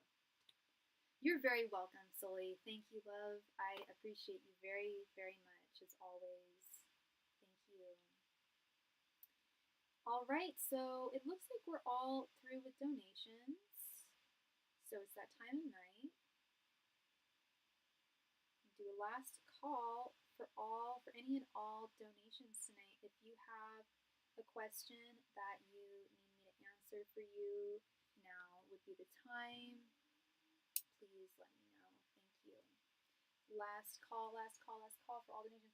And I didn't even mention it, but tonight I have been using, I guess there's no name for this deck. It was given to me by an ex-friend of mine. I just refer to it as the Slavic tarot deck, because I believe it was made in Ukraine or Russia. Well, it was made in the EU, so it looks like Russian or Ukrainian. I don't know the language. Anyway, it's Slavic, and it, but it's also written in German and English and French. And it's one of like several Art Nouveau decks that I have. I've yeah, like one of three Art Nouveau decks I have. I have the Tarot d'Illumination, and the Golden Tarot deck, and this one, very Art Nouveau inspired. Last call, everybody tonight. Last call for any and all donations. If you have a burning question that you need me to answer for you, I am still here and happy to help you. And if you've just been watching tonight, lurking, hello, nice to see you. But please click the like button if you've been watching and you haven't remembered to click the like button. It really helps me out and feeds my ego. I'm just kidding. No, it does. It means a lot to me. And it helps out with YouTube's algorithm in my channel. So, thank you. Last call tonight, everybody. Last call for any and all donations tonight. Thank you.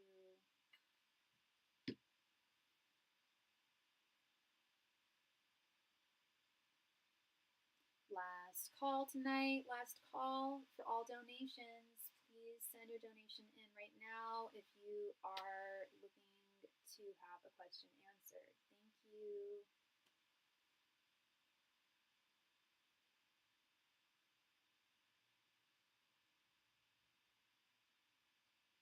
Last call, everybody. Last call tonight for all donations. Isn't this so cute? My mom got me these. This is petrified palm frond root, I want to say. Little kitty cat. And then this is just a little apple. I almost grabbed the red one. I kind of liked the red one a little bit more, but my mommy gave me the green one for specific reasons. I love the green apple. It's very cute. Got 3 different meetups tomorrow. What do you mean? What kind of meetups? Like just meeting with friends or stuff? Last call, everybody. No, you girl, Indiana Jones. Literally, you just slid under the. Remember, I don't know if you remember that from Temple of Doom, where he slides under the wall and then grabs his hat. You just did that, girl. Literally at 3 minutes and 3 seconds. I was just about to close out. No, girl, you are all good. You just came in just in time. Hey, how are you? Good to see you. Miss Wendy, I hope you're doing well. Yeah, girl, you can donate. No problemo. Thank you so much, honey. Thank you. please go ahead and post your question right there in the chat. Thank you. It's so funny, girl. I get that a lot. That's why I do the 3-minute thing, and I wait that full 3 minutes. I can't tell you how many times I've had clients come in, like, right at the last second. I'm like, yeah, you got it. No problem. How does my coworker Carolina feel about me? And I don't know her sign. Okay. Sorry, just give me 1 sec here.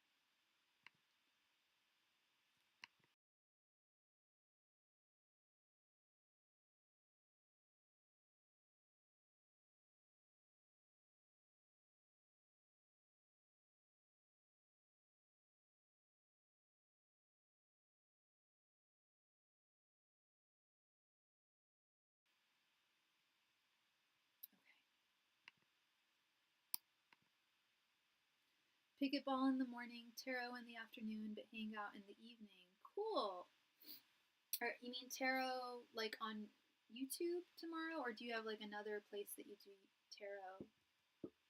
Angels, messengers, and spirit guides. How does Carolina feel about Wendy? Angels, messengers, and spirit guides. How does Carolina feel about Wendy? Angels, messengers, and spirit guides. How does Carolina feel about Wendy? Angels, messengers, and spirit guides. How does Carolina feel about Wendy? Angels, messengers, and spirit guides. How does Carolina feel about Wendy? Angels, messengers, and spirit guides. How does Carolina feel about Wendy? Angels, messengers, and spirit guides. How does Carolina feel about Wendy? Angels, messengers, and spirit guides. How does Carolina feel about Wendy? Angels, messengers, and spirit guides. How does Carolina feel about Wendy?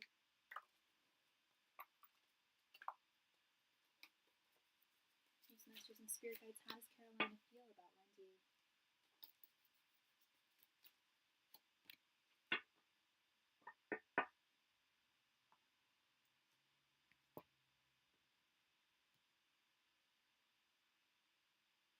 It's a group. Oh, very cool, Austin. So cool. Wish I could find something like that. Knight of Swords, Queen of Swords, Knight of Pentacles, Page of Cups, and Four of Pentacles reversed. Wow. Wow. Okay. Now I'm really curious as to why you're curious about Carolina, because this looks very good. If she's rude to you or toxic to you or seems weird, it's only because she really admires you. Yeah. She thinks that you are very, very smart, very, very capable. With this Knight of Swords, you are an excellent worker, Miss Taurus girl. Knight of Pentacles, your court card's right here in the center. It's like you're like the ideal worker. And I feel like she wishes she could be more like you. You get weird feelings. Do you get romantic feelings? Do you get like she might like you?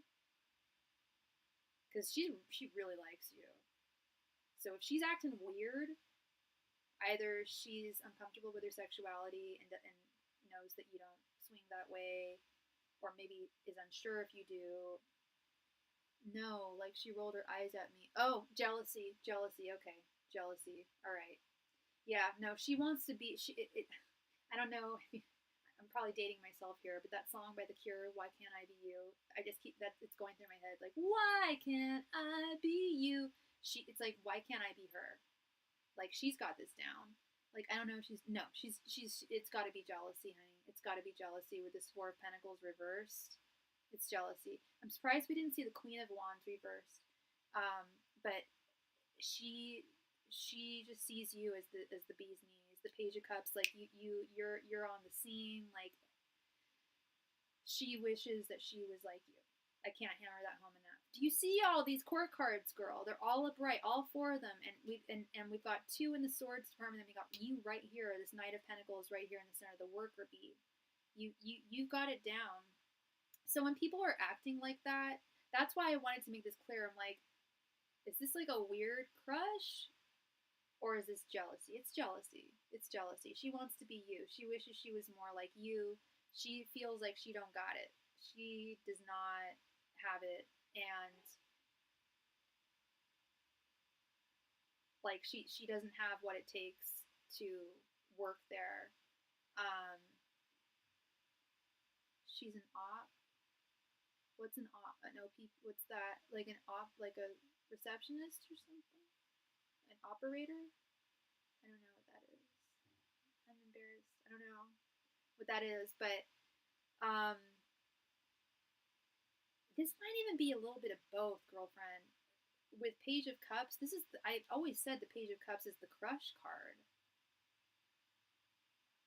There might be some weird thwarted romantic feelings here too. Like someone against you. Oh, she's like on an opposing team or something. Okay. Yeah, she's jealous of you, honey. She's jealous. It's pure jealousy.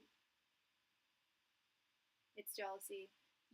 She feels like you're equipped with the right tools and the right know-how and you're ideal for this company, whereas she's floundering, or she feels like she's floundering. I'd be very curious to know what her sign is.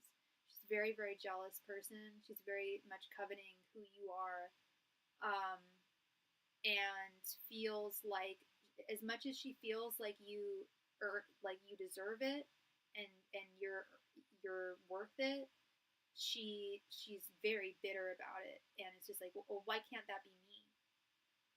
Like, why does she get to, embody all this and have all this, and why can't I be as good as her? I know this may sound weird, girl, but honestly, like, when people are jealous, like, there's a reason. They're coveting something that you embody. um And it used to piss me off all the time when teachers, when I was younger, would be like, "Oh, imitation is the highest form of flattery." Like, yeah, it's also like kind of a sign of jealousy, and jealousy is just embarrassing for everyone. It should feel embarrassing to feel. At least I feel embarrassed when I feel jealous over someone. I'm like, ew, like no, like I've got what I need. Like I shouldn't be coveting something that someone else has. Like I've got it going on. I think she likes Samuel. Okay, that could be part of it too. That could be part of it too. I think she wants to be you, girl. I think she wants to be you. Like a weird, like, low key, like, single white female thing. Like, there's something weird here. Like, because there's strong admiration. So if she's rolling her eyes and acting weirdly towards you, this is coming from a place of, why can't I be her? Why can't I have and embody what she does? Why can't I have had a chance with Samuel? Um, and does she know what happened with you and Samuel? Like, is she mad? Like, what? She's a reception. Okay, so that's funny because you said an op and you meant like she's an opposition to you. I thought you meant operator, like receptionist. She's a receptionist, and she asked my coworker how to get into my position. Interesting. Interesting. Yeah, she wants you. She wants not. She doesn't want you. She wants to be you. She wants to be you. And while I would say there's no harm in wanting to grow in a company, um, having been a receptionist myself when I was younger, um, but if I wanted someone's position, I wouldn't ask a coworker. I'd go directly to that person, be like, "Hey, girl, like, this is like low key, not embarrassing, but I'm just curious. Like, how did you get your job? Like what's your background? What's your educational background? Like, and what does your whole job entail? Like, but she went behind your back and asked someone else. I don't know. It's weird. She is. It's slimy. There's something not right in the milk here. It's weird. She's acting slimy, and yeah, like I said, she could have brought this up to another person, or she could have brought this up to you instead of another person. You know.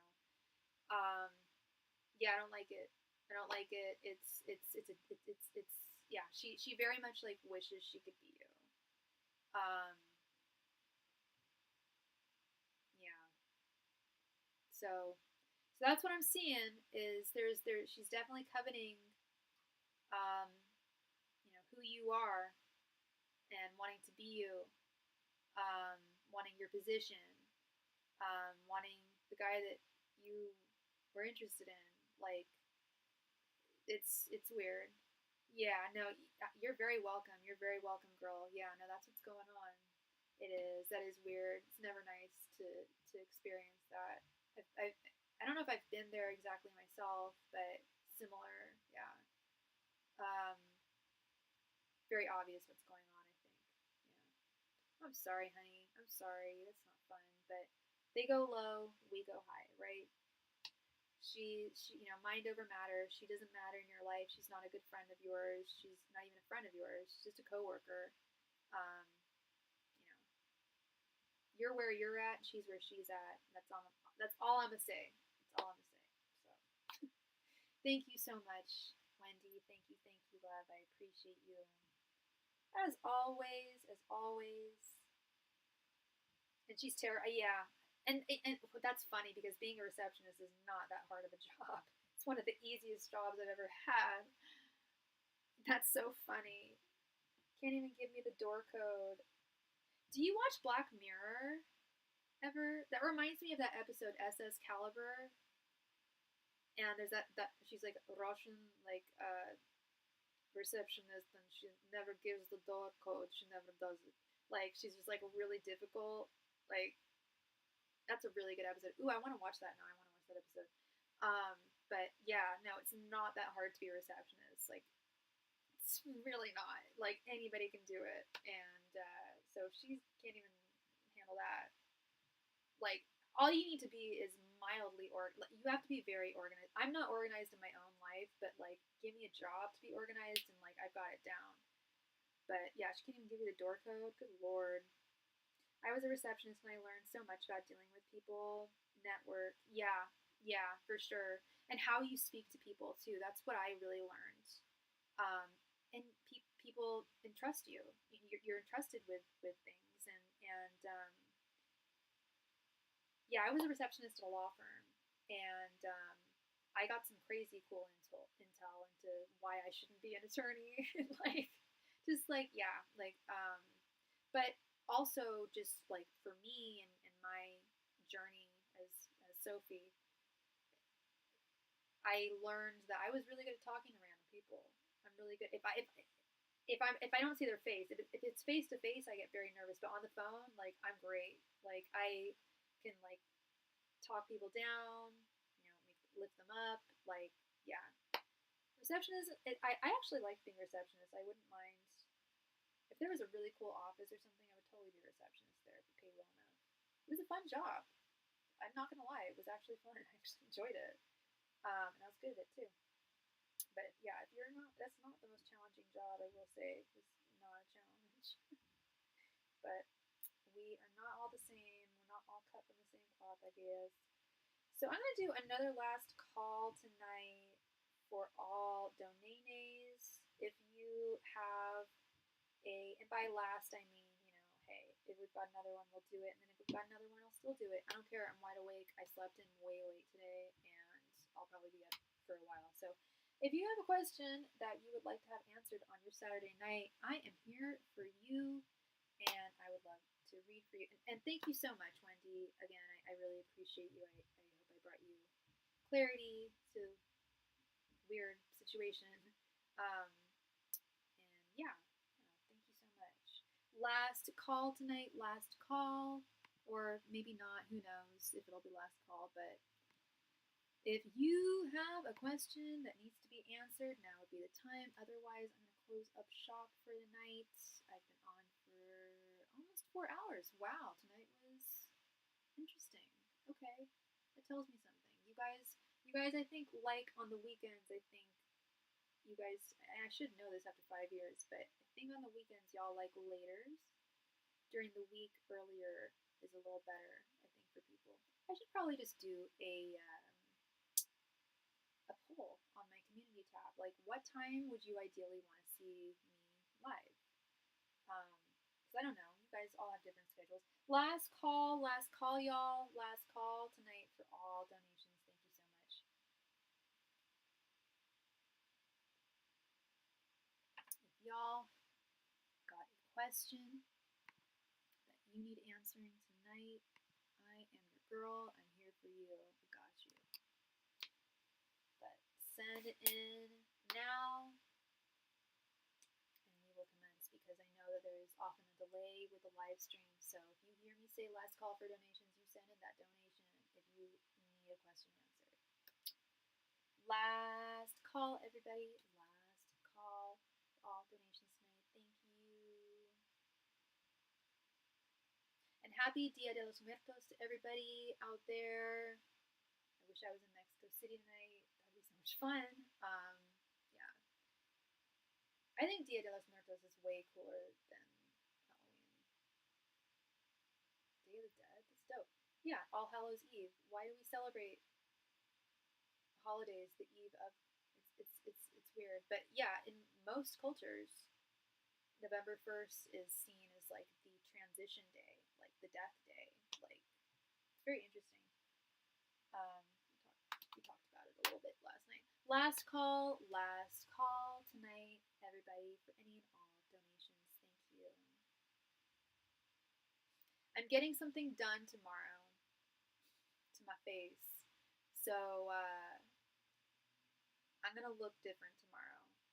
Hopefully, I'll look better. I will look better, but there will be a little bit of a change tomorrow. All right, it looks like I already look great, but there's always room for improvement. Thank you all so much, everybody. Much love and light to you all. Happy Dia de los Muertos, and happy belated Halloween to everyone. Much love and light. I will